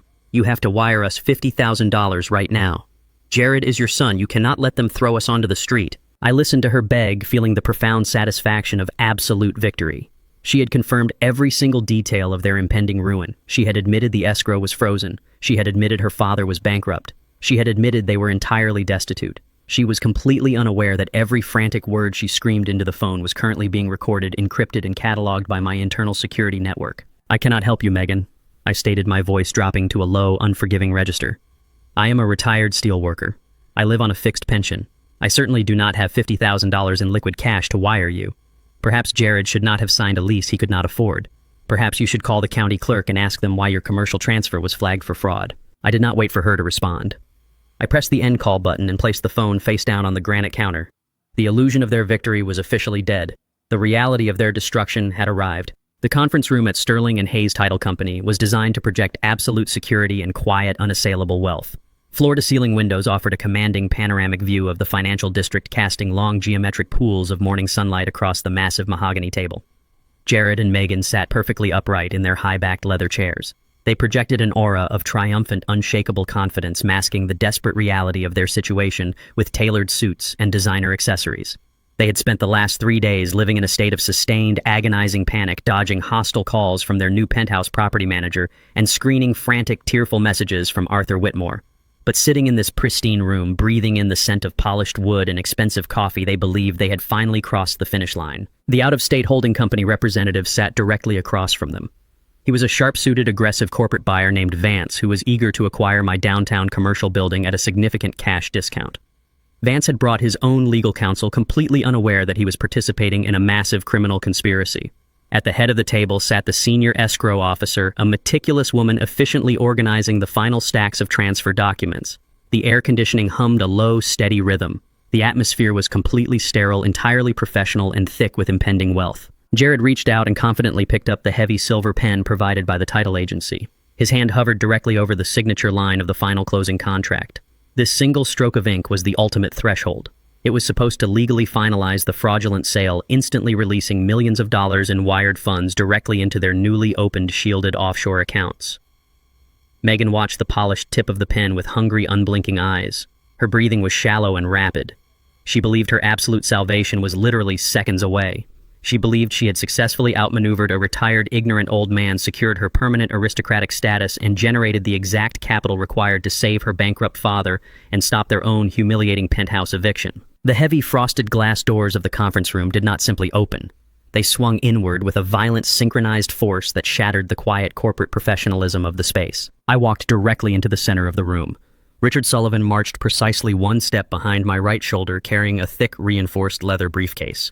2 imposing private security contractors flanked us, their presence instantly transforming the sterile business environment into a highly hostile tactical zone. They moved with silent military efficiency, immediately taking positions against the back wall and completely blocking the primary exit. The heavy thud of their boots on the hardwood floor echoed like a judge's gavel. I did not look at this corporate buyer. I did not look at his attorney. I did not look at the escrow officer. I locked my eyes entirely on my son. Jared froze. The physical shock was so absolute that his brain seemed to disconnect from his nervous system. The heavy silver pen slipped from his trembling, powerless fingers and clattered loudly against the mahogany wood, rolling across the documents. All the color drained from his face in a single catastrophic instant, leaving his skin a sickly, translucent gray. He stared at me with the wide, uncomprehending terror of a man who had just watched a ghost step out of the shadows. Megan physically recoiled in her chair. Her perfectly manicured hands flew to her mouth to stifle a sudden ragged gasp. The arrogant, untouchable facade she had worn like impenetrable armor for the past 48 hours dissolved into pure primal panic. They had fundamentally believed I was sitting in my suburban home, completely defeated and entirely ignorant of their electronic forgery.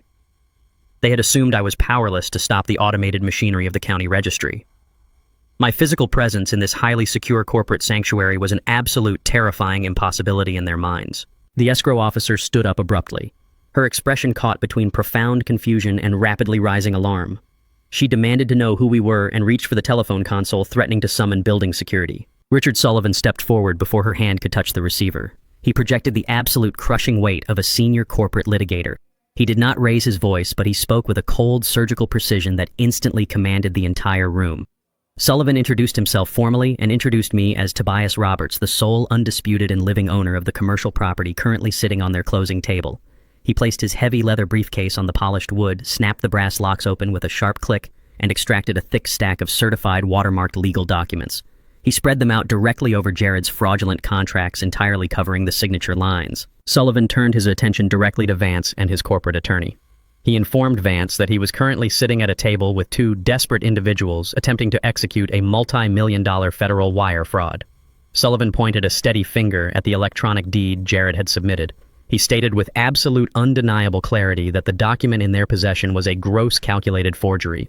He systematically dismantled their delusion, revealing that my legal team had successfully intercepted the digital transfer at the county level days ago.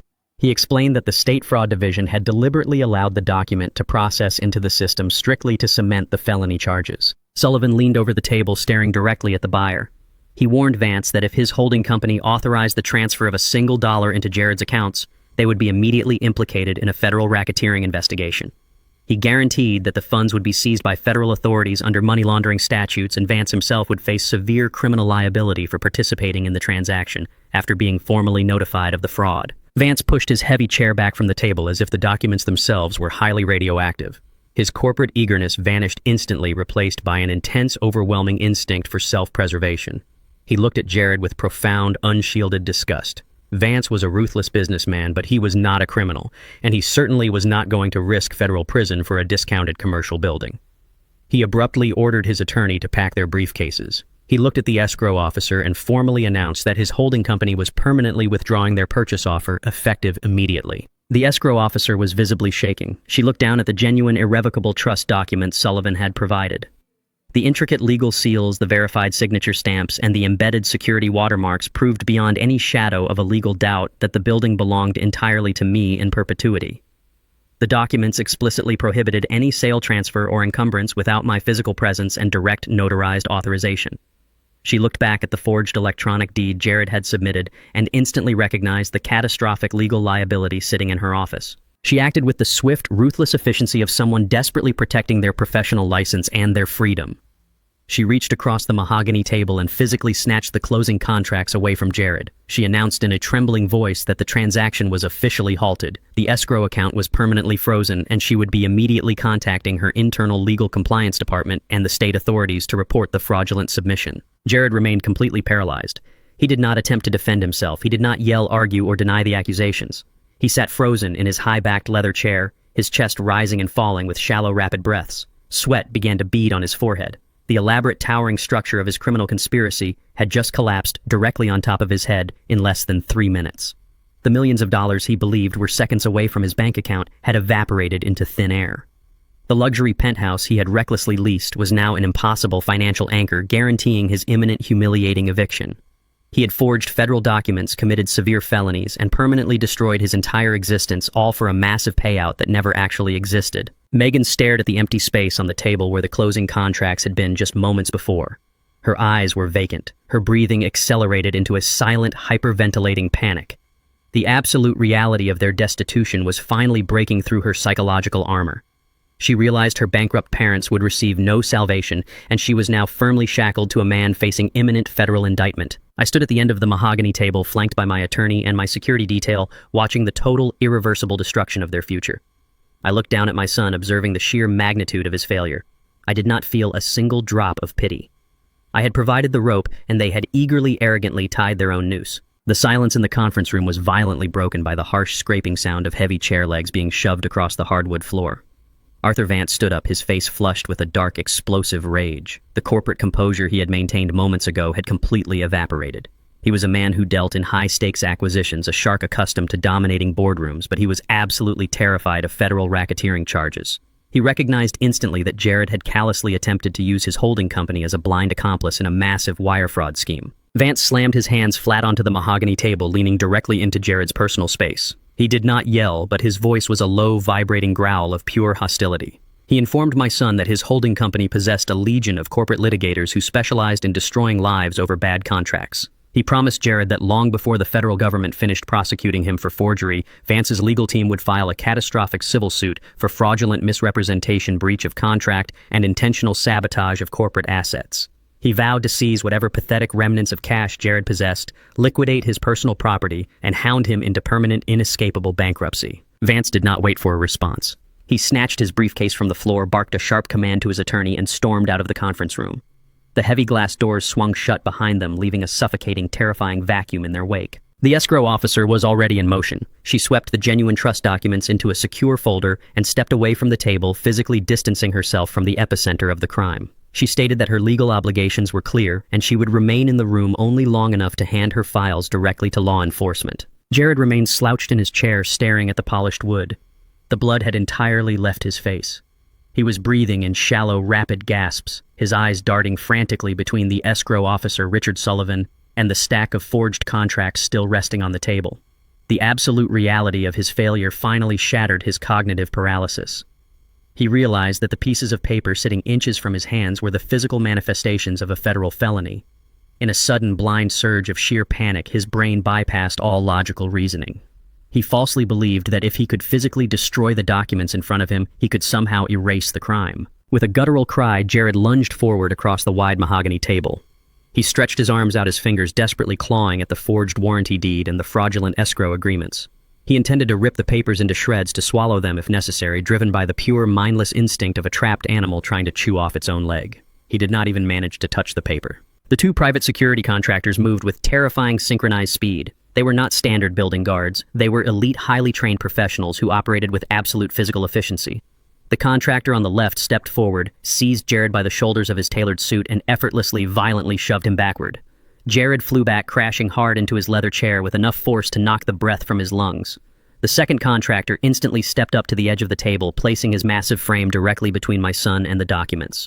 They did not draw weapons or raise their voices. They simply established an impenetrable wall of physical dominance, completely sealing off access to the table and blocking any path to the exit. Richard Sullivan adjusted his cuffs, entirely unfazed by the sudden burst of violence. He looked down at Jared, who was gasping for air and clutching his chest. Sullivan informed my son that his attempt to destroy the paper contracts was a pathetic display of ignorance. He explained with cold, surgical precision that the physical documents were entirely irrelevant. The actual crime had been cemented the exact second Jared electronically submitted the forged digital file through the county clerk's portal using a registered IP address.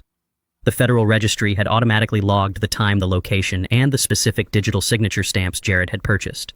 The digital footprint was immutable, permanent, and currently sitting on a server in the district attorney's office. Sullivan then delivered the final crushing blow. He stated that my classified fraud alert had operated in tandem with a direct line to the authorities.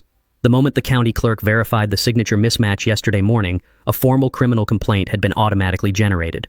Sullivan calmly checked his watch and announced that local law enforcement, accompanied by federal investigators from the Financial Crimes Division, had been dispatched 20 minutes ago. They were currently establishing a perimeter around the title company building. There was no escape, no negotiation, and absolutely no way out. Megan had been sitting completely still, pressed hard against the back of her chair. She was calculating the variables of her destruction at lightning speed. She heard the words federal investigators and money laundering. She saw the absolute uncompromising trap closing around them. Her survival instinct, honed by years of manipulating her way through high society, completely overrode any shred of loyalty or marital devotion she possessed. Megan stood up slowly, her movements deliberate and highly calculated. She took 2 distinct steps away from Jared, physically segregating herself from him in the eyes of the room. She smoothed the front of her expensive dress, took a deep, shuddering breath, and executed a flawless, sociopathic pivot. She turned her gaze to Richard Sullivan and the escrow officer. Tears immediately welled in her eyes, spilling over her perfectly applied makeup in a display of profound manufactured terror. She pointed a trembling finger directly at her husband. She screamed that she had absolutely no idea what was happening. Her voice echoed off the glass walls, vibrating with synthetic hysteria. She swore to the room that Jared had acted entirely alone. She claimed she was just a supportive wife who had trusted her husband's financial acumen.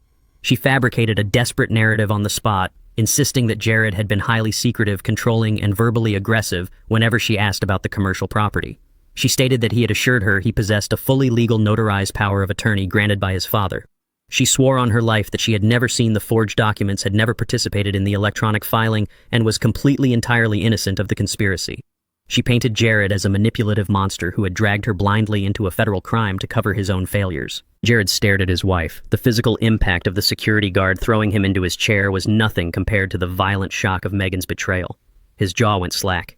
He looked at the woman he had sacrificed his family, his morals, and his freedom to impress, watching her expertly offer him up to the federal authorities as a sacrificial lamb to ensure her own survival. I stood silently observing the masterful performance. Megan was brilliant. In any other room with any other audience, her desperate, tearful plea of ignorance might have been enough to secure her immunity. She might have successfully convinced a jury that she was a victim of her husband's ambition. I reached into the inner pocket of my suit jacket and withdrew my smartphone. I did not say a word. I unlocked the screen, opened the encrypted media file I had downloaded from the family cloud server, and maximized the volume. I placed the phone flat on the polished mahogany table right next to the forged documents and pressed play. The audio began with the distinct heavy sound of 2 car doors slamming shut. The confined acoustics of the vehicle were crystal clear in the silent conference room. Jared's recorded voice emerged first, vibrating with panic, stating that filing a forged property deed electronically was a severe felony. Then Megan's voice filled the room. It was not the tearful, helpless voice of the victim she was currently playing. It was the hard, venomous, utterly ruthless voice of the true architect of the crime. The recording broadcasted her demanding tone with flawless clarity. "If you do not file that document tonight, you are going to prison anyway for the preliminary wire fraud," the recorded Megan snapped. "We are already standing over the edge of the cliff. We have to jump. We file the deed electronically tonight. The county clerk's automated system processes the transfer by tomorrow morning. The commercial property legally shifts into your name. We immediately finalize the sale to the holding company Extract, the millions pay off the shadow lenders, and disappear." I tapped the screen, pausing the audio. The silence that followed was absolute. It was the heavy, suffocating silence of total, inescapable ruin. Megan stood frozen, her arms still half raised in her theatrical gesture of accusation. Her tearful expression dissolved into a mask of pure, unadulterated horror. Her own voice had just provided the federal government with undeniable, indisputable evidence of premeditation, conspiracy, and active instruction to commit wire fraud. She was completely legally chained to the crime. There was no defense attorney on earth capable of explaining away that recording. Jared let out a hollow, broken sound, a pathetic mixture of a laugh and a sob, realizing that the woman who had just tried to destroy him had destroyed herself in the process. I looked through the floor-to-ceiling windows. Down on the street level, directly outside the main entrance of the title company, a convoy of black tactical vehicles and marked police cruisers swung aggressively into the loading zone. Heavy doors opened, and armed officers began pouring onto the pavement. The reflection of flashing red and blue lights began to pulse rhythmically against the glass walls of our conference room, casting long, sweeping shadows over my son and his fraudulent wife. The authorities had arrived. The heavy frosted glass doors of the conference room did not simply open. They were pulled wide with the commanding authoritative force of law enforcement executing a federal warrant. 4 officers breached the room, moving with practiced tactical precision that instantly suffocated any remaining air in the space. 2 local police officers in heavy tactical gear immediately secured the perimeter, physically blocking the primary exit and taking up positions against the glass walls. 2 plainclothes agents from the Federal Bureau of Investigation stepped directly toward the center of the mahogany table, their gold shields gleaming under the harsh fluorescent lights. The sterile corporate sanctuary of the title company had been transformed into a cold, unforgiving theater of criminal justice. The lead FBI agent did not raise his voice, but his command was absolute and unyielding. He instructed Jared and Megan to step away from the table, keep their hands visible, and place them behind their backs. Megan resisted for a fraction of a second. Her aristocratic pride, fueled by a lifetime of entitlement, refused to accept the reality of her physical subjugation. An officer firmly seized her arm, spinning her around and snapping cold, heavy steel handcuffs around her delicate wrists. The sharp metallic click echoed violently across the quiet room. She gasped a ragged intake of breath as the cold metal bit into her skin. Her designer dress and immaculate styling were instantly reduced to a mocking contrast against the brutal reality of her physical restraint. Jared did not resist. His legs simply gave out. An officer had to physically haul him up by the armpits to prevent him from collapsing entirely onto the polished hardwood floor. As the handcuffs secured his wrists, the last remaining shred of his arrogant delusion shattered into dust. He began to weep. It was not a quiet, dignified sorrow. It was the loud, jagged, hyperventilating sobbing of a terrified child who suddenly realized the fire he started was going to burn him alive. He looked across the room at me, his face slick with sweat and tears, his eyes wide with blind panic. He begged me to stop them. He screamed that I was his father, that I could not let federal agents take him away in chains. He promised frantically to rip up the forged contracts, to cancel the penthouse lease, to walk away, and never ask me for another dime as long as he lived. He offered empty, desperate promises, completely failing to understand the sheer magnitude of the mechanism he had triggered. He believed this was a family dispute that could be resolved with an apology. I looked at him with absolute, unforgiving detachment. I explained that he was operating under a fundamental, catastrophic misunderstanding of the law. I told him that I was not pressing charges. I had no power here. The exact second he forged a digital signature and transmitted a fraudulent commercial deed across state lines through a county server, he committed a severe federal offense. I explained that the United States government was now the sole prosecuting entity. I had absolutely zero power to stop a federal indictment, even if I possessed the desire to do so. The federal agents were not standing in this room as a favor to me. They were there to protect the integrity of the financial system from a calculated multi-million-dollar wire fraud conspiracy. The boulder was rolling down the mountain, and Jared had strapped himself directly to its path. Vance, the corporate buyer, watched the scene unfold with thinly veiled disgust. His attorney rapidly took notes, ensuring their holding company was entirely legally distanced from the crime scene. The escrow officer stood frozen against the back wall, clutching her files to her chest as if they were a physical shield protecting her from the fallout. They were witnessing the catastrophic, humiliating end of a criminal enterprise. The lead FBI agent began reciting their Miranda rights in a flat, monotone voice. The words washed over Jared and Megan, cementing their new, inescapable reality. They had the right to remain silent. Anything they said could and would be used against them in a court of law. Megan stared blankly at the audio recorder still sitting on the mahogany table. She realized with crushing, undeniable clarity that her own arrogant, demanding voice had just provided the federal prosecutor with an unbreakable case. Her desperate attempt to throw Jared under the bus had backfired completely. The officers began to maneuver them toward the door. Jared stumbled, his knees weak and buckling, while Megan held her head down, desperately trying to hide her face behind her disheveled hair. We followed them out of the conference room, moving steadily through the pristine, marble-lined lobby of the title company. Dozens of employees and clients stopped their conversation, staring in stunned, dead silence as the wealthy, polished couple was paraded through the building in steel cuffs. It was a walk of absolute public ruin. As the automatic glass doors slid open to the glaring sunlight of the street level, a silver luxury sedan pulled abruptly into the loading zone directly behind the parked police cruisers. Arthur and Eleanor Whitmore stepped out of the vehicle. They were dressed in impeccable country club attire, their faces glowing with arrogant anticipation. They had driven downtown, fully expecting to walk into the title office, greet their victorious daughter, and collect a massive life-saving cashier's check to instantly wipe out their hidden, suffocating bankruptcy. Instead, Arthur Whitmore froze on the concrete pavement. He watched in absolute paralyzed horror as an armed police officer placed a heavy hand on top of his daughter's head and forcefully shoved her into the caged back seat of a marked federal patrol car. The heavy doors of the police cruisers slammed shut with a sickening thud. The sirens chirped a brief, sharp warning to clear the intersection, and the convoy accelerated away from the curb, merging seamlessly into the heavy downtown traffic. Jared and Megan were gone, swallowed entirely by the federal justice system. I stepped out onto the sunlit pavement, slowly buttoning my suit jacket. Richard Sullivan walked calmly beside me, clutching his reinforced leather briefcase. My private security contractors fanned out instinctively, maintaining a secure perimeter around us. Arthur Whitmore remained frozen on the concrete, his face rapidly turning a dangerous, volatile shade of crimson. The initial shock of seeing his daughter arrested evaporated in an instant, replaced by a blind, explosive fury. He spotted me standing near the entrance of the building and charged forward, his fists clenched tightly at his sides. Eleanor Whitmore trailed behind him, her manicured hands covering her mouth in a state of sustained shock. Arthur closed the distance rapidly, stopping just inches from the invisible barrier created by my security detail. He screamed that this was an absolute outrage and illegal targeted harassment of his family. He pointed a trembling, manicured finger directly at my chest, his voice echoing loudly across the busy financial district. He threatened to deploy his vast army of corporate litigators. He promised to file catastrophic civil lawsuits for false imprisonment, malicious prosecution, and severe emotional distress. He swore he would contact his powerful allies in the local press and orchestrate a massive, relentless smear campaign that would ruin my reputation and drain every single dollar from my retirement accounts. He was screaming at a retired steelworker. He genuinely believed I was a vulnerable, ignorant old man who had somehow stumbled into a lucky bureaucratic loophole. He believed his sheer volume, his tailored suit, and his fading country club pedigree would intimidate me into absolute submission. I did not flinch. I did not raise my voice. I simply raised a single hand, signaling my security contractors to step back and allow him to finish his frantic, pathetic tirade.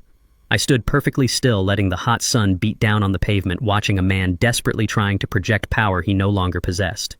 When he finally ran out of breath, his chest heaving and spit flying from his lips, I reached smoothly into the inner breast pocket of my suit jacket. I withdrew a thick, heavy legal envelope made of rigid parchment. I extended my arm and pressed the envelope directly against Arthur Whitmore's chest, forcing him to either take it or let it fall to the pavement. He grabbed it instinctively, looking down at the stark legal seal stamped across the front of the paper. I spoke with the cold, measured rhythm of a metronome. I informed him that I was intimately aware of his true financial reality. I detailed the precise, humiliating mechanics of his hidden ruin. I explained that I knew he had been dodging aggressive creditors for over 14 months. I knew he had secretly defaulted on the massive, suffocating mortgage attached to his sprawling estate, while continuing to host lavish, expensive dinners at his exclusive country club. I knew his entire aristocratic existence was a hollow, rotting shell built entirely on unsecured debt and phantom equity. Arthur stared at me, his eyes widening in pure, unadulterated terror. His loud threats of lawsuits and press campaigns died instantly in his throat. I watched the realization hit him like a physical blow. I explained that my holding company, Apex Vanguard, specialized in acquiring distressed premium debt portfolios. 6 days ago, recognizing the profound financial vulnerability of the Whitmore family, my legal team approached his primary lender. The bank was desperate to offload a toxic non-performing asset before it triggered an internal audit. I purchased the entire promissory note attached to the Whitmore estate for a fraction of its original value in pure liquid cash. I was no longer his daughter's disposable father-in-law. I was the sole absolute owner of his debt. Eleanor Whitmore let out a sharp, choked sob, collapsing heavily against the side of their leased luxury sedan. Arthur looked down at the envelope in his hands, his fingers shaking violently as he traced the outline of the legal seal. He could not speak. The oxygen had been entirely sucked out of his lungs. I did not give him a chance to recover. I delivered the final, irrevocable blow. I informed him that standard foreclosure proceedings usually permitted a 90-day grace period to vacate the premises. However, because his specific debt portfolio was directly tied to the fraudulent commercial transfer his daughter had just attempted to execute, my legal counsel had triggered an immediate emergency acceleration clause based on criminal liability. The standard eviction timeline was entirely void. I looked Arthur Whitmore directly in the eyes and watched his fragile ego completely shatter. I told him he had exactly 48 hours to pack whatever pathetic remnants of his life he could fit into the trunk of his car and vacate the premises. If he remained on my property 1 single minute past the deadline, armed sheriff's deputies would arrive to physically drag him out the front door and throw his belongings onto the street. The illusion was dead. The Whitmore empire had officially collapsed into dust. I left the financial district behind, the flashing red and blue lights of the federal cruisers fading into the rearview mirror of Sullivan's vehicle. The silence of my suburban home that evening was profound and absolute. It was the deep, settling quiet that follows a massive structural collapse. I walked into my kitchen, poured a single glass of cold water, and stood looking out the window at the darkening street. I had spent the last 2 years absorbing constant humiliation, playing the role of the ignorant, disposable old man, while my son and his wife actively plotted my financial execution. Now the elaborate fantasy they had constructed was entirely dead, replaced by the crushing machinery of the federal justice system. The shrill, sudden ringing of the landline shattered the quiet of the house. I did not move immediately. I let the mechanical sound echo against the tile walls, knowing exactly who was on the other end of the connection. I slowly placed my glass on the granite counter and picked up the receiver. An automated pre-recorded voice filled the line, stating that I was receiving a collect call from an inmate at the county correctional facility. The system prompted me to press 1 to accept the charges. I pressed the button, listening to the brief electronic click that connected my quiet kitchen to the grim concrete reality of a holding cell. Jared did not wait for me to speak. His voice erupted through the speaker, frantic, ragged, and completely stripped of the arrogant corporate polish he wore like a second skin. Dad, please do not hang up." He was weeping. It was not a quiet, dignified sorrow. It was the loud, hyperventilating panic of a man who had suddenly realized he was drowning. I could hear the chaotic background noise of the county jail behind him, the echoing shouts of inmates, the heavy clanking of steel doors, and the harsh, sterile hum of an environment designed to strip away human dignity. Jared was trapped in a nightmare he had built with his own 2 hands. "They put me in a holding cell with 30 other men. Dad," Jared sobbed, his breath hitching violently. "It smells like ammonia and sweat. I have been sitting on a concrete floor for 8 hours. The federal magistrate denied my standard processing. They labeled me an extreme flight risk because of the offshore accounts Megan set up. They set my bail at $2 million. I need 10% to secure a bond. I need $200,000 wired tonight, or they are going to transfer me to the maximum security federal block by tomorrow morning. You have the money, you own the building, you have to bail me out right now." He was still giving orders. Even from the bottom of a federal holding cell, the entitlement was so deeply ingrained in his psychology that he genuinely expected me to act as his personal bank. I leaned against the kitchen counter, my expression entirely unreadable in the dim light. I did not feel a single surge of paternal panic. I felt a cold, surgical clarity. "Why would I authorize a wire transfer to release a man who just attempted to steal my entire livelihood, Jared?" I asked. My voice was perfectly flat, completely devoid of empathy. "It was Megan!" Jared screamed into the receiver, his voice cracking with desperation. He abandoned his wife with terrifying speed, entirely willing to serve her up to save himself. She manipulated everything. She was the one who found the offshore banking contacts. She hired the digital forger who bypassed the county clerk's portal. She told me that if I did not secure the commercial building, she would leave me. She threatened to go to her father and have me blacklisted from the financial sector. I was trapped. I was just trying to save my marriage. She brainwashed me into doing this. You have to believe me. I am a victim here." I closed my eyes, letting out a slow, measured sigh. His cowardice was absolute. He was a grown man shifting the blame for a federal felony onto his spouse because he lacked the fundamental spine to own his failure. "You are not a victim of Megan's ambition, Jared," I stated, my tone dropping to a low, unforgiving register. You are a victim of my leniency. The line went silent for a fraction of a second, save for the heavy, jagged sound of his breathing. When you were 17 years old, I continued pacing my words with deliberate impact. You took my truck without permission, drove intoxicated, and destroyed the vehicle against a retaining wall. I paid the property owner out of my own pocket to avoid police involvement. When you were 22 and maxed out 3 fraudulent credit cards in college, I liquidated a portion of my retirement fund to keep you out of a civil courtroom. I spent your entire life placing a safety net beneath every tightrope you decided to walk. I believed I was protecting my son. I gripped the edge of the granite counter, confronting my own profound failures as a parent. I was actually teaching you that actions do not have consequences, I told him. I taught you that you could destroy property, break the law, and manipulate the system, and your father would always arrive to clean up the wreckage. You forged a federal document and attempted to steal millions of dollars because you fundamentally believed you would never have to pay the price. You looked me in the eye and lied to my face because you thought I was a stupid, disposable old man. I am removing the safety net. I will not wire a single cent to the bail bondsman. You are going to sit in that concrete cell and you are going to face the federal prosecutor on your own. No! Jared shrieked, the sound tearing through the telephone receiver. You cannot do this to me. I will lose everything. The penthouse manager just served us with an emergency eviction notice. We have 72 hours to produce the entire annual lease in cash. If I am in jail, they will throw all my property onto the street.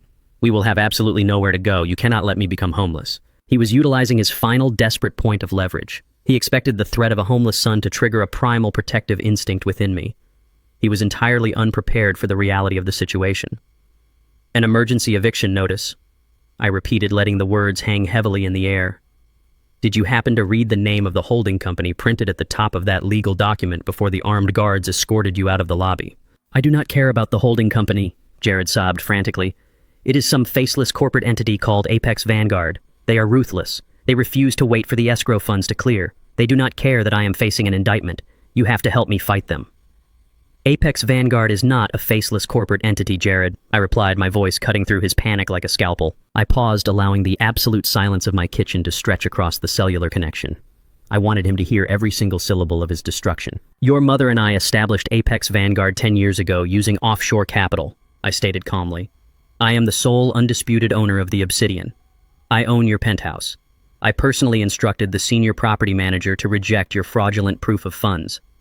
I personally authorized the armed security detail to serve you with that eviction notice. I am your landlord, Jared. You tried to destroy the very man who was secretly putting a roof over your head. The silence on the other end of the line was absolute. It was the sound of a human mind completely shattering under the weight of catastrophic irony. Jared did not scream. He did not cry. His vocal cords simply ceased to function. He had spent years treating me as a financial stepping stone, entirely oblivious to the fact that he had been living inside my residential empire the entire time. He had desperately sought the approval of his bankrupt father-in-law while completely dismissing the father who held absolute dictatorial power over his reality. I did not offer him a chance to respond. I did not offer any final words of comfort. I simply placed the receiver back onto the cradle, cutting the connection with a sharp, decisive click. The house returned to its profound, settling quiet. The cancer of their manipulation had been entirely excised from my life. The click of the receiver severed the final tie to my son, leaving my kitchen in absolute, unbroken silence. The cancer of his manipulation had been excised. Now the secondary infection required immediate attention. While Jared remained paralyzed by terror in a concrete holding cell, Megan demonstrated the ruthless sociopathic survival instinct that had driven her entire existence. By dawn, she had successfully negotiated her release. She secured a predatory bail bond through a notorious agency operating on the fringes of the city, collateralizing the last remaining limit on a high-tier credit card she had hidden from the federal sweep. She signed a contract with an extortionate interest rate, fully aware she had no legitimate means to repay the debt. She did not care. She walked out of the county jail into the gray morning light, leaving her husband to face the federal indictment completely alone. Megan wasted absolutely no time. She hailed a cab directly to the polished glass offices of the most aggressive family law attorney in the financial district. She immediately filed for an emergency dissolution of marriage. Her strategy was transparent and highly calculated. She intended to aggressively distance herself from Jared's criminal liability, portraying herself as the innocent, manipulated victim of a mastermind fraudster. In her divorce petition, she demanded immediate spousal support, exclusive possession of the luxury penthouse, and exactly 50% of what she believed was a vast marital estate. She was convinced Jared still possessed hidden offshore capital or a secret stake in my commercial holdings. Her delusion was completely dismantled less than 24 hours later. The emergency asset hearing took place in a sterile, windowless courtroom at the county annex. Megan sat beside her expensive attorney, her posture rigid, her face locked in a mask of wounded aristocratic pride. She expected Jared to be dragged into the room in chains. Instead, the heavy wooden doors swung open, and Richard Sullivan walked in alone. He placed his reinforced leather briefcase on the defense table, his expression completely devoid of emotion. Megan's attorney immediately launched into a theatrical tirade demanding access to Jared's accounts to secure his client's financial stability. Sullivan did not interrupt. He waited for the lawyer to finish his aggressive posturing before calmly opening his briefcase and sliding a thick stack of federal documents across the table. Sullivan informed the court that there was absolutely nothing to divide. He explained with surgical precision that the Federal Bureau of Investigation, acting under the authority of the wire fraud statutes, had successfully executed a total asset freeze. Every single bank account, investment portfolio, and liquid asset bearing Jared's name had been completely seized by the federal government pending the criminal trial. Megan's face drained of color. She lunged forward, insisting that she had a legal right to the marital home and the corporate assets. Sullivan did not even look at her. He simply handed the judge the verified deeds and trust documents belonging to Apex Vanguard. He proved beyond a shadow of a doubt that the penthouse, the vehicles, and the commercial holding company were entirely owned by my private trust. Jared possessed zero equity. He was a tenant who had just been legally evicted. Sullivan then delivered the final crushing blow. He produced the financial ledger detailing Jared's actual net worth. Between the pending federal fines, the immediate loss of his corporate salary, and the mountain of unsecured debt he had accumulated trying to impress his wife, Jared's marital estate was entirely negative. He was functionally bankrupt. Sullivan looked directly at Megan and stated that she was legally entitled to absolutely nothing but half of her husband's catastrophic debt, including the predatory bail bond she had just signed. Megan's attorney stared at the federal seizure notices. He realized in a fraction of a second that his client possessed no money to pay his exorbitant retainer. Without a single word of apology, the lawyer snapped his briefcase shut, stood up, and walked out of the courtroom, leaving Megan sitting completely alone at the plaintiff's table. She stared at the wood grain, her entire fabricated universe reduced to ash. Simultaneously, the 48-hour grace period I had granted Arthur and Eleanor Whitmore officially expired. The heavy wrought iron gates of the Whitmore estate were not opened by the butler. They were breached by 3 marked cruisers from the county sheriff's department. Armed deputies stepped onto the pristine cobblestone driveway, executing the accelerated eviction order with absolute uncompromising authority. Arthur Whitmore stood on his grand mahogany porch, his face purple with rage, screaming threats of civil litigation and demanding to call his political allies. The deputies ignored him entirely. They physically escorted him down the marble steps. Eleanor followed, weeping hysterically, clutching a single designer handbag, as the deputies systematically locked the massive front doors and posted the neon foreclosure notices across the glass. Their luxury furniture, their imported art, and their extensive wine collection were legally seized, trapped inside the house to satisfy the massive debt I now owned. The Whitmores were escorted off the property, left standing on the public curb, with nothing but the clothes on their backs and 3 hastily packed suitcases. That evening, a heavy rain began to fall over the city, washing away the last remnants of the day. Megan, stripped of her credit cards and entirely rejected by her high society friends, was forced to seek shelter on the extreme industrial outskirts of the city. She dragged her single suitcase across the cracked, weed-choked asphalt of a cheap, run-down motel. The neon sign above the office flickered violently, casting a sickly red glow over the decaying parking lot. She unlocked the door to a moldy, cramped room, the smell of stale smoke and damp carpet instantly suffocating her. She walked slowly to the grimy window and pushed aside the frayed curtain, looking out into the relentless rain. Parked directly under a flickering street lamp in the corner of the motel lot was a silver luxury sedan. It was the only asset her parents had not yet been forced to surrender. Through the rain-streaked windshield, Megan could see the silhouettes of Arthur and Eleanor Whitmore. The engine was off to conserve gas. They were huddled in the front seats, draped in coats, preparing to spend the night living out of their vehicle. The aristocratic empire they had murdered and manipulated to protect had completely collapsed, leaving them trapped in the cold, inescapable reality of the gutter. The morning sun broke through the heavy overcast sky, casting a sharp, unforgiving light across the glass facade of the obsidian. I stood in the pristine, marble-lined hallway of the top floor, my hands resting comfortably in the pockets of my overcoat. The silence of the luxury corridor was broken by the heavy, chaotic sounds of manual labor. 4 armed sheriff's deputies supervised a crew of professional movers who were systematically dismantling the penthouse Jared and Megan had occupied. I watched with absolute quiet detachment as the physical manifestations of their unchecked greed were hauled out of the double doors. The imported Italian leather sofas, the ridiculous crystal chandeliers, the absurdly expensive modern art they had purchased on phantom credit lines, all of it was shoved onto heavy cargo dollies. The crew did not treat the items with reverence. They treated them as exactly what they were: unpaid liabilities destined for a public auction. The movers rolled the carts past me, heading directly for the freight elevator to dump the lavish facade onto the curb. The heavy wooden door of the adjacent penthouse swung open. A man in a tailored suit stepped out, pausing to watch the chaotic scene. He glanced at the sweating movers, then turned his gaze toward me, taking in my simple overcoat and quiet demeanor. He adjusted his silk tie and asked with mild curiosity if I was the new tenant moving into the vacant unit. I did not turn my head to look at him. I kept my eyes fixed on the empty, echoing space where my son's fraudulent empire used to be. I replied in a calm, steady voice that I was the owner of the building and I was simply taking out the trash. The neighbor blinked, thoroughly unnerved by the absolute coldness in my tone, and quickly retreated to the elevator. By late afternoon, the penthouse was entirely gutted. The physical space had been completely sterilized, stripped bare of the entitlement and betrayal that had infected it. My work in the financial district was officially concluded. I returned to my quiet suburban home as the evening shadows began to stretch across the lawn. The house was peaceful, grounded in decades of honest labor and quiet dignity. I walked into the kitchen, brewed a pot of strong black coffee, and carried a steaming mug out to the back porch. I sat in my old wooden rocking chair, watching the fireflies flicker in the fading light. The air was cool and clean. I reached into my pocket, retrieved my smartphone, and dialed the direct line to Richard Sullivan. He answered on the first ring. I instructed him to completely liquidate the remaining Whitmore debt portfolio and channel the recovered capital directly into a new financial vehicle. I ordered the immediate establishment of a massive educational trust fund dedicated entirely to underprivileged youth within our community. I specified that the scholarships were to be awarded strictly to individuals who demonstrated exceptional work ethic, uncompromising integrity, and a profound understanding of personal responsibility. The millions of dollars Jared and Megan had attempted to steal would instead build actual futures for people who knew the value of an honest dollar. I hung up the phone and took a slow, deep sip of my coffee. The air around me felt lighter. The malignant tumors of greed, manipulation, and entitlement had been surgically removed from my existence. The silent adjustment was absolute, final, and completely irreversible. True power does not announce itself through loud displays of wealth or aggressive posturing. It operates quietly in the background, observing, calculating, and acting only when absolutely necessary.